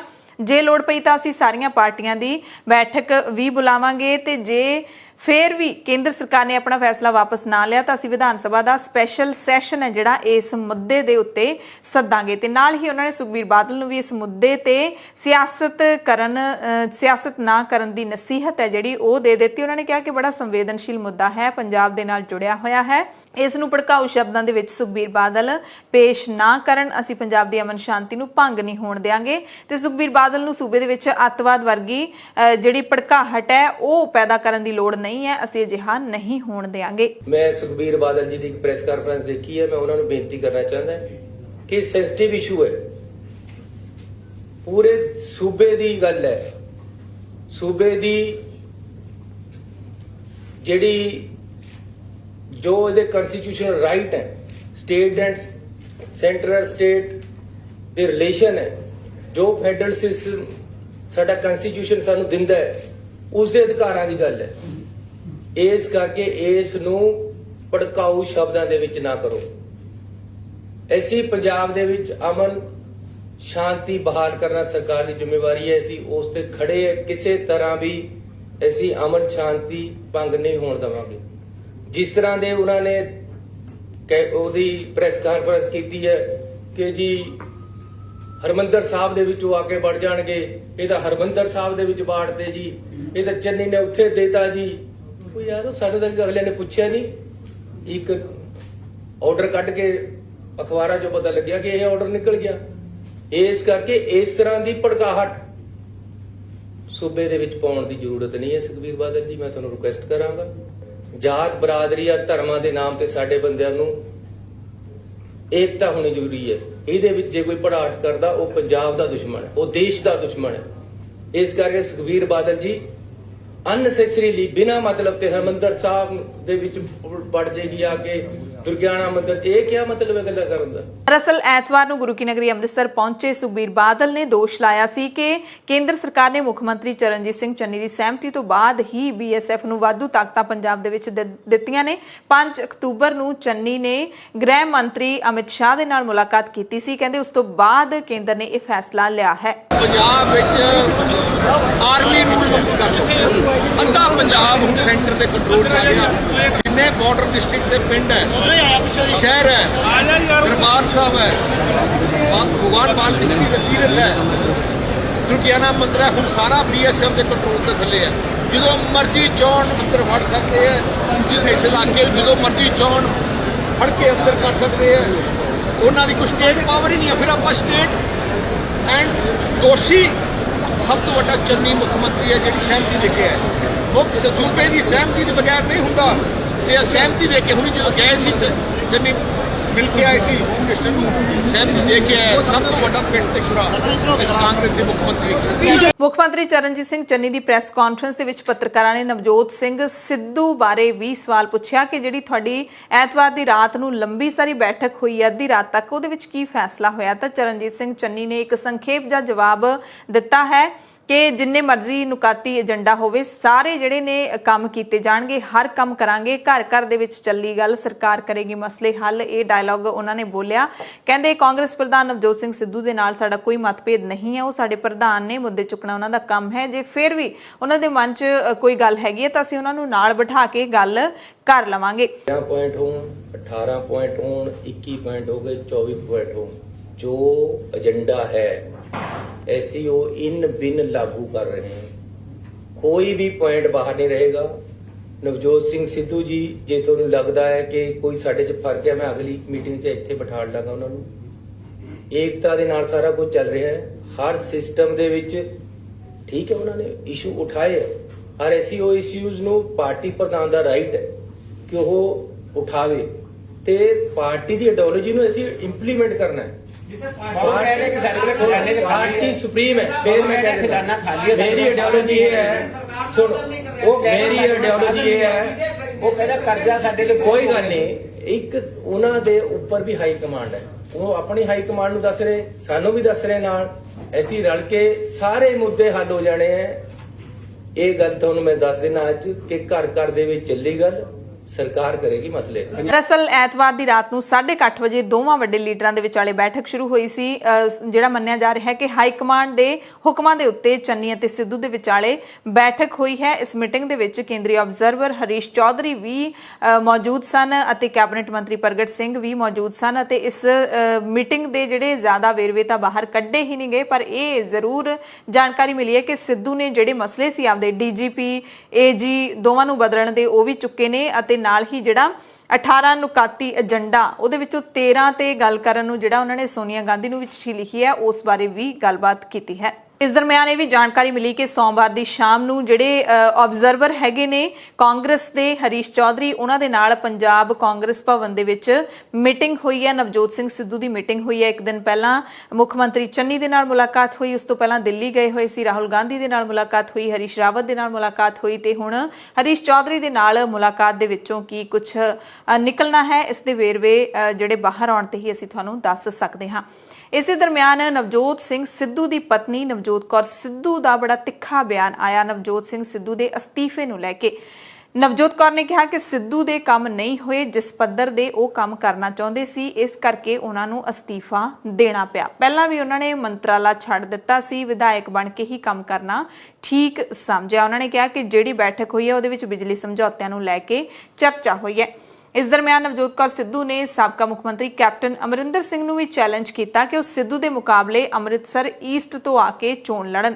ਨਵਜੋਤ ਸਿੱਧੂ ਅੰਮ੍ਰਿਤਸਰ ਈਸਟ ਤੋਂ ਹੀ ਚੋਣ ਲੜਨਗੇ, ਯਾਨੀ ਕਿ ਇਹ ਸਾਫ਼ ਹੋ ਚੁੱਕਿਆ ਕਿ ਨਵਜੋਤ ਸਿੰਘ ਸਿੱਧੂ ਪਟਿਆਲੇ ਤੋਂ ਨਹੀਂ ਬਲਕਿ ਅੰਮ੍ਰਿਤਸਰ ਤੋਂ ਹੀ ਸੀਟ ਲੜਨਗੇ। ਪਹਿਲਾਂ ਕੈਪਟਨ ਨੇ ਸਿੱਧੂ ਨੂੰ ਪਟਿਆਲੇ ਤੋਂ ਸੀਟ ਲੜਨ ਦਾ ਚੈਲੰਜ ਕੀਤਾ ਸੀ ਤੇ ਹੁਣ ਸਿੱਧੂ ਦੀ ਪਤਨੀ ਨੇ ਕੈਪਟਨ ਨੂੰ ਅੰਮ੍ਰਿਤਸਰ ਤੋਂ ਸੀਟ ਚੋਣ ਲੜਨ ਦਾ ਚੈਲੰਜ ਹੈ ਜਿਹੜਾ ਉਹ ਕਰ ਦਿੱਤਾ ਹੈ। ਜਲੰਧਰ ਦੇ ਵਿੱਚ ਇੱਕ ਬਹੁਤ ਹੀ ਦਰਦਨਾਕ ਤੇ ਭਿਆਨਕ ਹਾਦਸਾ ਵਾਪਰਿਆ ਜਦੋਂ ਤੇਜ਼ ਰਫ਼ਤਾਰ ਕਾਰ ਨੇ 2 ਕੁੜੀਆਂ ਨੂੰ ਦਰੜ ਦਿੱਤਾ ਅਤੇ ਇਸ ਤੇਜ਼ ਰਫ਼ਤਾਰ ਕਾਰ ਦੇ ਵਿੱਚ ਇੱਕ ਪੁਲਿਸ ਮੁਲਾਜ਼ਮ ਬੈਠਾ ਹੋਇਆ ਸੀ। ਪੁਲਿਸ ਵਾਲਾ ਇਸ ਕਾਰ ਨੂੰ ਚਲਾ ਰਿਹਾ ਸੀ ਤੇ ਬਹੁਤ ਹੀ ਬੇਰਹਿਮ ਤਰੀਕੇ ਦੇ ਨਾਲ ਬੱਚੀਆਂ ਨੂੰ ਦਰੜ ਦਿੱਤਾ ਗਿਆ। ਧੰਨੋਵਾਲੀ ਫਾਟਕ ਨੇੜੇ ਹਾਈਵੇ ਉੱਤੇ ਸਵੇਰੇ 8:30 ਵਜੇ ਦੇ ਕਰੀਬ ਦਰਦਨਾਕ ਹਾਦਸਾ ਵਾਪਰਿਆ ਜਿਸ ਦੇ ਵਿੱਚ ਇੱਕ ਕੁੜੀ ਦੀ ਤਾਂ ਮੌਕੇ ਤੇ ਹੀ ਮੌਤ ਹੋ ਗਈ ਜਦਕਿ ਦੂਸਰੀ ਗੰਭੀਰ ਜ਼ਖਮੀ ਹੈ।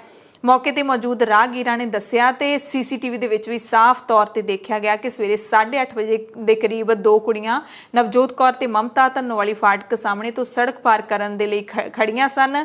ਉਹਨਾਂ ਨੇ ਦੇਖਿਆ ਕਿ ਗੱਡੀਆਂ ਆ ਰਹੀਆਂ ਨੇ, ਗੱਡੀਆਂ ਲੰਘਣ ਤੋਂ ਬਾਅਦ ਸੜਕ ਪਾਰ ਕਰਾਂਗੇ, ਸਾਈਡ ਤੇ ਖੜੀਆਂ ਸੀ, ਪਰ ਅਚਾਨਕ ਫਗਵਾੜੇ ਵੱਲੋਂ ਆ ਰਹੀ ਤੇਜ਼ ਰਫ਼ਤਾਰ ਕਾਰ ਨੇ ਕੁੜੀਆਂ ਨੂੰ ਦਰੜ ਦਿੱਤਾ। ਇਸ ਕਾਰ ਨੂੰ ਇੱਕ ਪੁਲਿਸ ਅਧਿਕਾਰੀ ਚਲਾ ਰਿਹਾ ਸੀ। ਹੁਸ਼ਿਆਰਪੁਰ ਨੰਬਰ ਦੀ ਇਹ ਕਾਰ ਪੰਜਾਬ ਪੁਲਿਸ ਦਾ ਇੰਸਪੈਕਟਰ ਅੰਮ੍ਰਿਤਪਾਲ ਸਿੰਘ ਚਲਾ ਰਿਹਾ ਸੀ, ਉਸ ਨੂੰ ਗ੍ਰਿਫਤਾਰ ਕਰ ਲਿਆ ਗਿਆ। ਲੋਕਾਂ ਨੇ ਦੱਸਿਆ ਕਿ ਟੱਕਰ ਇੰਨੀ ਜ਼ਿਆਦਾ ਭਿਆਨਕ ਸੀ ਕਿ ਨਵਜੋਤ ਕੌਰ ਦੀ ਤਾਂ ਮੌਕੇ ਤੇ ਹੀ ਮੌਤ ਹੋ ਗਈ ਪਲਾਂ ਦੇ ਵਿੱਚ। ਮਮਤਾ ਬੁਰੀ ਤਰ੍ਹਾਂ ਦੇ ਨਾਲ ਜ਼ਖਮੀ ਹੋ ਗਈ। ਮੁਲਜ਼ਮ ਮੌਕੇ ਤੋਂ ਫਰਾਰ ਤਾਂ ਹੋ ਗਿਆ ਸੀ ਪਰ ਪੁਲਿਸ ਨੇ ਦਬੋਚ ਲਿਆ। ਦੋਵੇਂ ਕੁੜੀਆਂ ਧੰਨੋਵਾਲੀ ਪਿੰਡ ਦੀਆਂ ਰਹਿਣ ਵਾਲੀਆਂ ਸੀ, ਕੋਸਮੋ ਹੁੰਡਈ ਕੰਪਨੀ ਦੇ ਵਿੱਚ ਕੰਮ ਕਰਦੀਆਂ ਸੀ। ਇਸ ਹਾਦਸੇ ਦੇ ਰੋਸ ਦੇ ਵਜੋਂ ਕੁੜੀਆਂ ਦੇ ਪਰਿਵਾਰਕ ਮੈਂਬਰਾਂ ਤੇ ਹੋਰ ਸਥਾਨਕ ਲੋਕਾਂ ਨੇ ਹਾਈਵੇ ਤੇ ਜਾਮ ਲਾ ਦਿੱਤਾ ਸੀ। ਅਗਲੀ ਖਬਰ ਮੋਗਾ ਤੋਂ ਹੈ ਜਿੱਥੇ 3 ਬੀਬੀਆਂ ਨੇ ਥਾਣੇਦਾਰ ਦੀ ਹਾਜ਼ਰੀ ਦੇ ਵਿੱਚ ਸਿਪਾਹੀ ਨੂੰ ਹੀ ਖੂਬ ਚੰਡਿਆ। ਮੋਗਾ ਸ਼ਹਿਰ ਦੇ ਬਾਰੀ ਸਲਮ ਇਲਾਕੇ ਦੇ ਵਿੱਚ ਔਰਤਾਂ ਨੇ ਥਾਣੇਦਾਰ ਦੀ ਹਾਜ਼ਰੀ ਦੇ ਵਿੱਚ ਸਿਪਾਹੀ ਨੂੰ ਥੱਪੜਾਂ ਦੇ ਨਾਲ ਭੰਨ ਦਿੱਤਾ। ਥਾਣੇਦਾਰ ਦੇ ਨਾਲ ਵੀ ਧੱਕਾ ਮੁੱਕੀ ਹੋਈ। ਸਿਪਾਹੀ ਦੀ ਦਸਤਾਰ ਲੈ ਗਈ ਤੇ ਵਰਦੀ ਵੀ ਪਾੜ ਦਿੱਤੀ ਗਈ। ਥਾਣਾ ਸਿਟੀ ਦੱਖਣੀ ਦੇ ਵਿੱਚ 3 ਔਰਤਾਂ ਦੇ ਖਿਲਾਫ ਕੇਸ ਦਰਜ ਕਰਕੇ ਉਹਨਾਂ ਨੂੰ ਗ੍ਰਿਫਤਾਰ ਕਰ ਲਿਆ ਗਿਆ। ਜਾਂਚ ਅਧਿਕਾਰੀ ਸਬ ਇੰਸਪੈਕਟਰ ਬਲਵਿੰਦਰ ਸਿੰਘ ਨੇ ਦੱਸਿਆ ਕਿ ਸਿਪਾਹੀ ਗੁਰਬਾਦਲ ਸਿੰਘ ਦੀ ਸ਼ਿਕਾਇਤ ਉੱਤੇ ਸ਼ੰਕਰ, ਉਸਦੀ ਪਤਨੀ ਲక్ష్ਮੀ, ਨੈਣਾ ਤੇ ਸੀਮਾ ਦੇ ਖਿਲਾਫ ਡਿਊਟੀ ਵਿੱਚ ਵਿਘਨ ਪਾਉਣ ਦੀਆਂ ਧਾਰਾਵਾਂ ਦੇ ਤਹਿਤ ਕੇਸ ਦਰਜ ਕਰਕੇ ਗ੍ਰਿਫਤਾਰ ਕੀਤਾ ਗਿਆ ਹੈ। ਦਰਅਸਲ ਸਿਪਾਹੀ ਗੁਰਬਾਦਲ ਸਿੰਘ ਅਤੇ ਏਐਸਆਈ ਕੁਲਵਿੰਦਰ ਸਿੰਘ ਨਿਗਾਹਾ ਮਾਰਗ ਉੱਤੇ ਮੋਟਰਸਾਈਕਲ ਲੀਮਾ 14 ਉੱਤੇ ਗਸ਼ਤ ਦੌਰਾਨ ਵਾਹਨਾਂ ਦੀ ਚੈਕਿੰਗ ਕਰਨ ਲੱਗੇ ਤਾਂ ਮੁਲਜ਼ਮ ਸ਼ੰਕਰ ਦੀ ਦੋਵੇਂ ਪੁਲਿਸ ਮੁਲਾਜ਼ਮਾਂ ਦੇ ਨਾਲ ਬਹਿਸ ਹੋ ਗਈ। ਰੌਲਾ ਸੁਣ ਕੇ ਔਰਤਾਂ ਵੀ ਮੌਕੇ ਤੇ ਪਹੁੰਚ ਗਈਆਂ ਤੇ ਸਿਪਾਹੀ ਨੂੰ ਕੁੱਟਣਾ ਸ਼ੁਰੂ ਕਰ ਦਿੱਤਾ ਤੇ ਇਸ ਦਰਮਿਆਨ ਸਿਪਾਹੀ ਦੀ ਦਸਤਾਰ ਵੀ ਉਤਰ ਗਈ। ਏਐਸਆਈ ਛੁਡਾਉਣ ਦੇ ਲਈ ਅੱਗੇ ਵਧਿਆ ਤਾਂ ਔਰਤਾਂ ਨੇ ਉਸ ਦੇ ਨਾਲ ਵੀ ਧੱਕਾ ਮੁੱਕੀ ਕੀਤੀ ਤੇ ਮੁਲਜ਼ਮ ਸ਼ੰਕਰ ਨੂੰ ਛੁਡਾ ਕੇ ਉੱਥੋਂ ਭੱਜ ਗਈਆਂ 3 ਔਰਤਾਂ। ਉਸ ਤੋਂ ਬਾਅਦ ਪੁਲਿਸ ਨੇ ਮੌਕੇ ਤੇ ਜਾ ਕੇ ਇਹਨਾਂ 3 ਨੂੰ ਦਬੋਚ ਲਿਆ। ਪੰਜਾਬ ਦੇ ਵਿੱਚ ਮੌਸਮ ਦੀ ਗੱਲ ਕਰ ਲਈਏ ਤਾਂ ਸੋਮਵਾਰ ਨੂੰ ਵੀ ਪੂਰਾ ਦਿਨ ਪੰਜਾਬ ਦੀਆਂ ਵੱਖ-ਵੱਖ ਥਾਵਾਂ ਤੇ ਮੀਂਹ ਪੈਂਦਾ ਰਿਹਾ। ਚੰਡੀਗੜ੍ਹ ਦੀ ਗੱਲ ਕਰ ਲਈਏ ਜਾਂ ਫਿਰ ਨਾਲ ਲੱਗਦੇ ਹਰਿਆਣਾ ਦੀ ਤਾਂ ਇੱਥੇ ਵੀ ਕਿਸਾਨਾਂ ਦੇ ਜਿਹੜੇ ਸਾਹ ਨੇ ਸੁੱਤੇ ਪਏ ਨੇ। ਹਰਿਆਣਾ ਦੇ ਵਿੱਚ ਵੀ, ਪੰਜਾਬ ਦੇ ਵਿੱਚ ਵੀ ਕਿਸਾਨ ਮੁਸ਼ਕਿਲ ਦੇ ਵਿੱਚ ਨੇ ਕਿਉਂਕਿ ਮੰਡੀਆਂ ਦੇ ਵਿੱਚ ਫਸਲਾਂ ਨੂੰ ਢੱਕਣ ਦੇ, ਫਸਲ ਨੂੰ ਮੀਂਹ ਤੋਂ ਬਚਾਉਣ ਦਾ ਜਿਹੜਾ ਕੋਈ ਵੀ ਪ੍ਰਬੰਧ ਨਹੀਂ ਕੀਤਾ ਗਿਆ ਹੈ, ਨਾ ਹੀ ਆੜ੍ਹਤੀਆਂ ਦੇ ਵੱਲੋਂ ਨਾ ਹੀ ਪ੍ਰਸ਼ਾਸਨ ਦੇ ਵੱਲੋਂ। ਕਿਸਾਨਾਂ ਦੇ ਉੱਤੇ ਮਾਰ ਹੈ ਜਿਹੜੀ ਉਹ ਲਗਾਤਾਰ ਪੈਂਦੀ ਰਹਿੰਦੀ ਹੈ, ਦੋਹਰੀ ਮਾਰ ਪੈਂਦੀ ਹੈ। ਸਰਕਾਰਾਂ ਦੀ ਵੀ ਤੇ ਕੁਦਰਤ ਦੀ ਵੀ। ਤੇ ਉਧਰ ਕੇਰਲਾ ਦੇ ਵਿੱਚ ਤਾਂ ਮੀਂਹ ਨੇ ਕਾਫੀ ਤਬਾਹੀ ਮਚਾ ਰੱਖੀ ਹੈ। ਮੀਂਹ ਕਾਰਨ ਇੱਥੇ ਹੜ੍ਹ ਵਾਲੇ ਹਾਲਾਤ ਪੈਦਾ ਹੋ ਗਏ ਨੇ ਤੇ ਘੱਟੋ ਘੱਟ 26 ਜਣਿਆਂ ਦੀ ਮੌਤ ਹੋ ਗਈ ਹੈ। ਦਰਜਨਾਂ ਲੋਕ ਲਾਪਤਾ ਨੇ ਅਤੇ ਜਿਹੜੀਆਂ ਬਚਾਅ ਟੀਮਾਂ ਨੇ ਉਹ ਰਾਹਤ ਕਾਰਜਾਂ ਦੇ ਵਿੱਚ ਜੁਟੀਆਂ ਹੋਈਆਂ ਨੇ। ਦੱਖਣੀ ਭਾਰਤੀ ਸੂਬੇ ਕੇਰਲਾ ਦੇ ਵਿੱਚ ਇਹ ਜਿਹੜੇ ਹਾਲਾਤ ਬਣੇ ਹੋਏ ਨੇ, ਲਗਾਤਾਰ ਪੈ ਰਹੇ ਮੀਂਹ ਕਾਰਨ ਤੇ ਮੀਂਹ ਇੱਥੇ ਰੁਕ ਨਹੀਂ ਰਿਹਾ। ਮਰਨ ਵਾਲਿਆਂ ਦੇ ਵਿੱਚ 5 ਬੱਚੇ ਸ਼ਾਮਿਲ ਨੇ ਅਤੇ ਇਹ ਖਦਸ਼ਾ ਜਤਾਇਆ ਜਾ ਰਿਹਾ ਹੈ ਕਿ ਮੌਤਾਂ ਦਾ ਅੰਕੜਾ ਹੋਰ ਵੀ ਵੱਧ ਸਕਦਾ ਹੈ ਕਿਉਂਕਿ ਬਹੁਤ ਸਾਰੇ ਲੋਕ ਲਾਪਤਾ ਹੋ ਗਏ ਨੇ। ਭਾਰੀ ਮੀਂਹ ਕਾਰਨ ਨਦੀਆਂ ਨੇ ਪਿੰਡਾਂ ਤੇ ਸ਼ਹਿਰਾਂ ਨੂੰ ਅਲੱਗ-ਥਲੱਗ ਕਰਕੇ ਰੱਖ ਦਿੱਤਾ ਹੈ। ਸੰਪਰਕ ਲੋਕਾਂ ਦੇ ਦੁਨੀਆ ਦੇ ਨਾਲੋਂ ਟੁੱਟ ਗਏ ਨੇ ਅਤੇ ਮੌਤ ਦਾ ਤਾਂਡਵ ਹੈ ਉਹ ਬਣਿਆ ਹੋਇਆ। ਕੇਰਲਾ ਦੇ ਮੁੱਖ ਮੰਤਰੀ ਪਿਨਰਾਈ ਵਿਜਯਨ ਨੇ ਅਪੀਲ ਕੀਤੀ ਸੀ ਕਿ ਕੇਂਦਰ ਸਰਕਾਰ ਮਦਦ ਦੇ ਲਈ ਫੌਜ ਨੂੰ ਭੇਜੇ। ਉਸ ਤੋਂ ਬਾਅਦ ਭਾਰਤੀ ਫੌਜ ਇੱਥੇ ਤਾਇਨਾਤ ਕਰ ਦਿੱਤੀ ਗਈ ਹੈ। ਹੈਲੀਕਾਪਟਰਾਂ ਦਾ ਇਸਤੇਮਾਲ ਕੀਤਾ ਜਾ ਰਿਹਾ ਹੈ। ਹੈਲੀਕਾਪਟਰਾਂ ਦੇ ਰਾਹੀਂ ਲੋਕਾਂ ਤੱਕ ਰਾਹਤ ਸਮੱਗਰੀ ਪਹੁੰਚਾਉਣ ਦੀ ਕੋਸ਼ਿਸ਼ ਹੈ ਜਿਹੜੀ ਉਹ ਕੀਤੀ ਜਾ ਰਹੀ ਹੈ। ਕੇਂਦਰੀ ਗ੍ਰਹਿ ਮੰਤਰੀ ਅਮਿਤ ਸ਼ਾਹ ਨੇ ਕਿਹਾ ਕਿ ਕੇਰਲਾ ਸੂਬੇ ਨੂੰ ਹਰ ਸੰਭਵ ਮਦਦ ਦਾ ਭਰੋਸਾ ਹਰ ਸੰਭਵ ਮਦਦ ਹੈ ਜਿਹੜੀ ਉਹ ਦਿੱਤੀ ਜਾਏਗੀ। ਦਿੱਲੀ ਤੋਂ ਖਬਰ ਹੈ ਜਿੱਥੇ ਅਦਾਲਤ ਨੇ ਫਰਵਰੀ 2020 ਦੇ ਦੰਗਿਆਂ ਸੰਬੰਧੀ ਇੱਕ ਮਾਮਲੇ ਦੇ ਵਿੱਚ ਮੁਲਜ਼ਮ ਨੂੰ ਗੈਰ ਜ਼ਰੂਰੀ ਤੌਰ ਤੇ ਪਰੇਸ਼ਾਨ ਕਰਨ ਲਈ ਪੁਲਿਸ ਤੇ ਜੁਰਮਾਨਾ ਲਾਇਆ ਤੇ ਕਿਹਾ ਕਿ ਇਹਨਾਂ ਮਾਮਲਿਆਂ ਦੇ ਵਿੱਚ ਪੁਲਿਸ ਕਮਿਸ਼ਨਰ ਅਤੇ ਹੋਰ ਸੀਨੀਅਰ ਅਧਿਕਾਰੀਆਂ ਨੂੰ ਨਿੱਜੀ ਤੌਰ ਉੱਤੇ ਦਖਲ ਦੇਣ ਦੇ ਵਾਰ-ਵਾਰ ਹੁਕਮ ਦਿੱਤੇ ਗਏ ਜਿਨ੍ਹਾਂ ਨੂੰ ਨਜ਼ਰਅੰਦਾਜ਼ ਕੀਤਾ ਗਿਆ। Chief metropolitan magistrate Arun Kumar Garg ਨੇ ਸ਼ਿਕਾਇਤਾਂ ਨੂੰ ਵੱਖ ਕਰਨ ਅਤੇ ਸਾਰੇ 7 ਮੁਲਜ਼ਮਾਂ ਦੇ ਮਾਮਲੇ ਵਿੱਚ ਇੱਕੋ ਤਰ੍ਹਾਂ ਅੱਗੇ ਜਾਂਚ ਕਰਨ ਲਈ ਇੱਕ ਅਰਜ਼ੀ ਦਾਇਰ ਕਰਨ ਵਿੱਚ ਦੇਰੀ ਕਰਨ ਤੇ ਪੁਲਿਸ ਤੇ 25,000 ਰੁਪਏ ਦਾ ਜੁਰਮਾਨਾ ਲਾਇਆ। ਜੱਜ ਨੇ ਕਿਹਾ ਕਿ ਅਦਾਲਤ ਨੇ ਡੀਸੀਪੀ ਜੁਆਇੰਟ ਪੁਲਿਸ ਕਮਿਸ਼ਨਰ ਅਤੇ ਪੁਲਿਸ ਕਮਿਸ਼ਨਰ ਦਿੱਲੀ ਨੂੰ ਉੱਤਰ ਪੂਰਬੀ ਦਿੱਲੀ ਵਿੱਚ ਹੋਏ ਦੰਗਿਆਂ ਦੇ ਵਿੱਚ ਸੰਬੰਧਿਤ ਮਾਮਲਿਆਂ ਵਿੱਚ ਨਿੱਜੀ ਤੌਰ ਤੇ ਦਖਲ ਦੇਣ ਦੇ ਲਈ ਵਾਰ-ਵਾਰ ਹੁਕਮ ਦਿੱਤੇ ਸੀ, ਪਰ ਸਾਰੇ ਹੁਕਮਾਂ ਨੂੰ ਨਜ਼ਰਅੰਦਾਜ਼ ਕੀਤਾ ਗਿਆ। ਇਸ ਕਰਕੇ ਪੁਲਿਸ ਨੂੰ ਜੁਰਮਾਨਾ ਲਾਇਆ ਗਿਆ। ਕੇਰਲਾ ਦੇ ਵਿੱਚ ਜਿੱਥੇ ਮੀਂਹ ਪੈ ਰਿਹਾ ਉੱਥੇ ਉੱਤਰਾਖੰਡ ਦੇ ਵਿੱਚ ਵੀ ਮੀਂਹ ਲਗਾਤਾਰ ਪੈ ਰਿਹਾ ਜਿਸ ਕਰਕੇ 4 ਧਾਮ ਦੀ ਯਾਤਰਾ ਰੋਕਣ ਦੇ ਹੁਕਮ ਇੱਥੇ ਦੇ ਦਿੱਤੇ ਗਏ ਨੇ। ਸਰਕਾਰ ਨੇ ਹੁਕਮ ਜਾਰੀ ਕੀਤੇ ਨੇ। ਉੱਤਰਾਕਾਸ਼ੀ ਦੇ ਜ਼ਿਲ੍ਹਾ ਮੈਜਿਸਟ੍ਰੇਟ ਮਯੂਰ ਦੀਕਸ਼ਿਤ ਨੇ ਦੱਸਿਆ ਕਿ ਯਮਨੋਤਰੀ ਵੱਲ ਜਾ ਰਹੇ ਸ਼ਰਧਾਲੂਆਂ ਨੂੰ ਬਦਕੋਟ ਅਤੇ ਜਾਨਕੀ ਚੱਟੀ ਵਿੱਚ ਰੁਕਣ ਦੇ ਲਈ ਕਹਿ ਦਿੱਤਾ ਗਿਆ ਕਿ ਗੰਗੋਤਰੀ ਜਾ ਰਹੇ ਸ਼ਰਧਾਲੂਆਂ ਨੂੰ ਹਰਸਿਲ ਭਾਟਵਾੜੀ ਅਤੇ ਮਨੇਰੀ ਰੁਕਣ ਦੇ ਲਈ ਕਹਿ ਦਿੱਤਾ ਗਿਆ ਹੈ। ਤੁਰੰਤ ਪ੍ਰਭਾਵ ਦੇ ਨਾਲ ਇਹ ਹੁਕਮ ਲਾਗੂ ਕਰ ਦਿੱਤੇ ਗਏ ਨੇ। ਸਾਬਕਾ ਕ੍ਰਿਕਟਰ ਯੁਵਰਾਜ ਸਿੰਘ ਨੂੰ ਪੁਲਿਸ ਨੇ ਗ੍ਰਿਫਤਾਰ ਕੀਤਾ ਪਰ ਬਾਅਦ ਵਿੱਚ ਜ਼ਮਾਨਤ ਦੇ ਉੱਤੇ ਛੱਡ ਦਿੱਤਾ। ਯੁਵਰਾਜ ਸਿੰਘ ਦੀ ਗ੍ਰਿਫਤਾਰੀ ਦੀ ਖਬਰ ਦੇਰ ਰਾਤ ਆਈ ਸੀ। ਐਤਵਾਰ ਨੂੰ ਯੁਵਰਾਜ ਸਿੰਘ ਉੱਤੇ ਇੱਕ ਇੰਸਟਾਗ੍ਰਾਮ ਪੋਸਟ ਦੌਰਾਨ ਜਾਤੀਗਤ ਟਿੱਪਣੀ ਕਰਨ ਦੇ ਦੋਸ਼ ਲੱਗੇ ਸੀ। ਹਾਂਸੀ ਦੇ ਰਹਿਣ ਵਾਲੇ ਰਜਤ ਕਲਸਨ ਨਾਂ ਦੇ ਇੱਕ ਵਿਅਕਤੀ ਨੇ ਕਈ ਧਾਰਾਵਾਂ ਤਹਿਤ ਯੁਵਰਾਜ ਸਿੰਘ ਦੇ ਖਿਲਾਫ ਪੁਲਿਸ ਨੂੰ FIR ਦਰਜ ਕਰਵਾਈ ਸੀ। ਹਾਂਸੀ ਦੀ SP ਨਿਕਿਤਾ ਗਹਿਲੋਤ ਨੇ ਦੱਸਿਆ ਕਿ ਯੁਵਰਾਜ ਸਿੰਘ ਅਦਾਲਤ ਦੇ ਹੁਕਮ ਮੁਤਾਬਿਕ ਜਾਂਚ ਵਿੱਚ ਸ਼ਾਮਿਲ ਹੋਏ। ਬਾਅਦ ਵਿੱਚ ਉਹਨਾਂ ਨੂੰ ਜ਼ਮਾਨਤ ਤੇ ਰਿਹਾ ਕਰ ਦਿੱਤਾ ਗਿਆ। ਨਿਕਿਤਾ ਨੇ ਕਿਹਾ ਕਿ ਯੁਵਰਾਜ ਸਿੰਘ ਦਾ ਫੋਨ ਜ਼ਬਤ ਕੀਤਾ ਗਿਆ ਹੈ। ਦਰਅਸਲ ਕਲਸਨ ਨੇ ਯੁਵਰਾਜ ਸਿੰਘ ਤੇ ਦੋਸ਼ ਲਾਇਆ ਸੀ ਕਿ ਯੁਵਰਾਜ ਨੇ ਜਾਤੀ ਆਧਾਰਿਤ ਟਿੱਪਣੀ ਕੀਤੀ ਸੀ। ਹਾਲਾਂਕਿ ਯੁਵਰਾਜ ਸਿੰਘ ਨੇ ਉਸ ਜਿਹੜਾ ਲਾਈਵ ਦੇ ਵਿੱਚ ਆਪਣੇ ਸ਼ਬਦ ਬੋਲੇ ਸੀ ਉਹਨਾਂ ਨੂੰ ਲੈ ਕੇ ਜਨਤਕ ਤੌਰ ਤੇ ਮਾਫੀ ਵੀ ਮੰਗ ਲਈ ਸੀ ਤੇ ਹੁਣ ਯੁਵਰਾਜ ਨੇ ਇਸ ਮਾਮਲੇ ਵਿੱਚ ਚੰਡੀਗੜ੍ਹ ਹਾਈ ਕੋਰਟ ਦਾ ਦਰਵਾਜ਼ਾ ਖੜਕਾਇਆ ਅਤੇ ਆਪਣੇ ਖਿਲਾਫ ਦਰਜ ਕੀਤੀ ਗਈ FIR ਰੱਦ ਕਰਵਾਉਣ ਦੀ ਅਪੀਲ ਕੀਤੀ ਹੈ। ਯੁਵਰਾਜ ਨੇ ਕਿਹਾ ਕਿ ਮੇਰੀ ਦੋਸਤਾਂ ਦੇ ਨਾਲ ਹੋਈ ਗੱਲਬਾਤ ਨੂੰ ਗਲਤ ਤਰੀਕੇ ਦੇ ਨਾਲ ਸਮਝਿਆ ਗਿਆ ਹੈ। ਇੰਸਟਾਗ੍ਰਾਮ ਲਾਈਵ ਹੋਣ ਤੋਂ ਬਾਅਦ ਉਸਨੇ ਮਾਫੀ ਵੀ ਮੰਗ ਲਈ ਸੀ।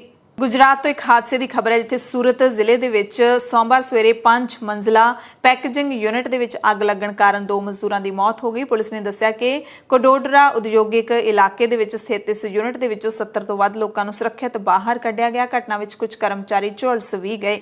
ਬਚਾਅ ਮੁਹਿੰਮ ਲਗਾਤਾਰ ਚੱਲ ਰਹੀ ਸੀ। ਭਾਰਤੀ ਅਮਰੀਕੀ ਵਿਗਿਆਨੀ ਡਾਕਟਰ ਵਿਵੇਕ ਲਾਲ ਨੂੰ ਦੁਬਈ ਦੇ ਵਿੱਚ ਰੇਟੋਸਾ ਫੈਮਿਲੀ ਸੰਮੇਲਨ ਦੇ ਵਿੱਚ ਲਾਈਫ ਟਾਈਮ ਅਚੀਵਮੈਂਟ ਪੁਰਸਕਾਰ ਦੇ ਨਾਲ ਸਨਮਾਨਿਤ ਕੀਤਾ ਗਿਆ। ਸਰ ਐਂਥਨੀ ਰੇਟੋਸਾ ਦੇ ਪੁਰਸਕਾਰ ਸਮਾਰੋਹ ਦੇ ਵਿੱਚ ਡਾਕਟਰ ਲਾਲ ਨੂੰ ਕਿਹਾ ਗਿਆ ਕਿ ਉਹ ਲਾਈਫ ਟਾਈਮ ਅਚੀਵਮੈਂਟ ਪੁਰਸਕਾਰ ਦੇ ਹੱਕਦਾਰ ਨੇ। ਦੁਨੀਆ ਭਰ ਦੀਆਂ ਖਬਰਾਂ ਦੇ ਵਿੱਚੋਂ ਚੀਨ ਤੋਂ ਇੱਕ ਹੈਰਾਨੀ ਵਾਲੀ ਖਬਰ ਆਈ ਹੈ। ਚੀਨ ਨੇ ਪੁਲਾੜ ਦੇ ਵਿੱਚ ਗੁਪਤ ਤਰੀਕੇ ਦੇ ਨਾਲ ਹਾਈਪਰਸੋਨਿਕ ਮਿਜ਼ਾਈਲ ਦਾ ਪਰੀਖਣ ਕੀਤਾ ਹੈ ਤੇ ਅਮਰੀਕਾ ਦੀਆਂ ਖੁਫੀਆ ਏਜੰਸੀਆਂ ਹੱਕੀਆਂ ਬੱਕੀਆਂ ਰਹਿ ਗਈਆਂ ਨੇ। ਰਿਪੋਰਟਾਂ ਦੇ ਮੁਤਾਬਿਕ ਚੀਨ ਨੇ ਇੱਕ ਨਵੀਂ ਹਾਈਪਰਸੋਨਿਕ ਮਿਜ਼ਾਈਲ ਦਾ ਪੁਲਾੜ ਦੇ ਵਿੱਚ ਜਾ ਕੇ ਪਰੀਖਣ ਕੀਤਾ ਹੈ ਜਿਹੜੀ ਕਿ ਪਰਮਾਣੂ ਸਮਰੱਥਾ ਦੇ ਨਾਲ ਲੈਸ ਹੈ। ਖਾਸ ਗੱਲ ਇਹੀ ਹੈ ਇਹਦੇ ਵਿੱਚ ਕਿ ਮਿਜ਼ਾਈਲ ਦਾ ਪਰੀਖਣ ਪੁਲਾੜ ਵਿੱਚ ਜਾ ਕੇ ਕੀਤਾ ਗਿਆ, ਧਰਤੀ ਤੇ ਨਹੀਂ ਕੀਤਾ ਗਿਆ। ਬਰਤਾਨਵੀ ਅਖਬਾਰ ਫਾਈਨੈਂਸ਼ੀਅਲ ਟਾਈਮਸ ਦੇ ਮੁਤਾਬਿਕ ਚੀਨ ਨੇ ਇਹ ਪ੍ਰੀਖਣ ਅਗਸਤ ਦੇ ਵਿੱਚ ਹੀ ਕੀਤਾ ਸੀ ਪਰ ਇਸ ਦੇ ਬਾਰੇ ਕਿਸੇ ਨੂੰ ਕੰਨੋ ਕੰਨ ਖਬਰ ਨਹੀਂ ਸੀ ਲੱਗੀ, ਭਿਣਕ ਨਹੀਂ ਸੀ ਪਈ। ਰਿਪੋਰਟਾਂ ਦੇ ਮੁਤਾਬਿਕ ਹਾਈਪਰਸੋਨਿਕ ਹਥਿਆਰਾਂ ਦੇ ਮਾਮਲੇ ਵਿੱਚ ਚੀਨ ਦੀ ਤਰੱਕੀ ਨੇ ਅਮਰੀਕੀ ਖੁਫੀਆ ਏਜੰਸੀਆਂ ਨੂੰ ਹੈਰਾਨ ਕਰ ਦਿੱਤਾ ਹੈ। ਚੀਨ ਤੋਂ ਇਲਾਵਾ ਅਮਰੀਕਾ, ਰੂਸ, ਉੱਤਰੀ ਕੋਰੀਆ ਸਮੇਤ ਘੱਟ ਤੋਂ ਘੱਟ 4 ਮੁਲਕ ਹਾਈਪਰਸੋਨਿਕ ਤਕਨੀਕ ਤੇ ਕੰਮ ਕਰ ਰਹੇ ਨੇ ਤੇ ਚੀਨ ਬਾਜ਼ੀ ਮਾਰ ਗਿਆ। ਬੈਲਿਸਟਿਕ ਮਿਜ਼ਾਈਲਾਂ ਦੀ ਤਰ੍ਹਾਂ ਹੀ ਹਾਈਪਰਸੋਨਿਕ ਮਿਜ਼ਾਈਲਾਂ ਵੀ ਪਰਮਾਣੂ ਹਥਿਆਰਾਂ ਦੇ ਨਾਲ ਲੈਸ ਹੁੰਦੀਆਂ ਨੇ ਤੇ ਪਰਮਾਣੂ ਹਥਿਆਰਾਂ ਨੂੰ ਲਿਜਾਣ ਦੀ ਇਹਨਾਂ ਦੇ ਵਿੱਚ ਸਮਰੱਥਾ ਹੁੰਦੀ ਹੈ। ਇਹ ਹਾਈਪਰਸੋਨਿਕ ਮਿਜ਼ਾਈਲਾਂ ਆਵਾਜ਼ ਦੀ ਗਤੀ ਤੋਂ 5 ਗੁਣਾ ਜ਼ਿਆਦਾ ਤੇਜ਼ੀ ਦੇ ਨਾਲ ਉੱਡ ਸਕਦੀਆਂ ਨੇ।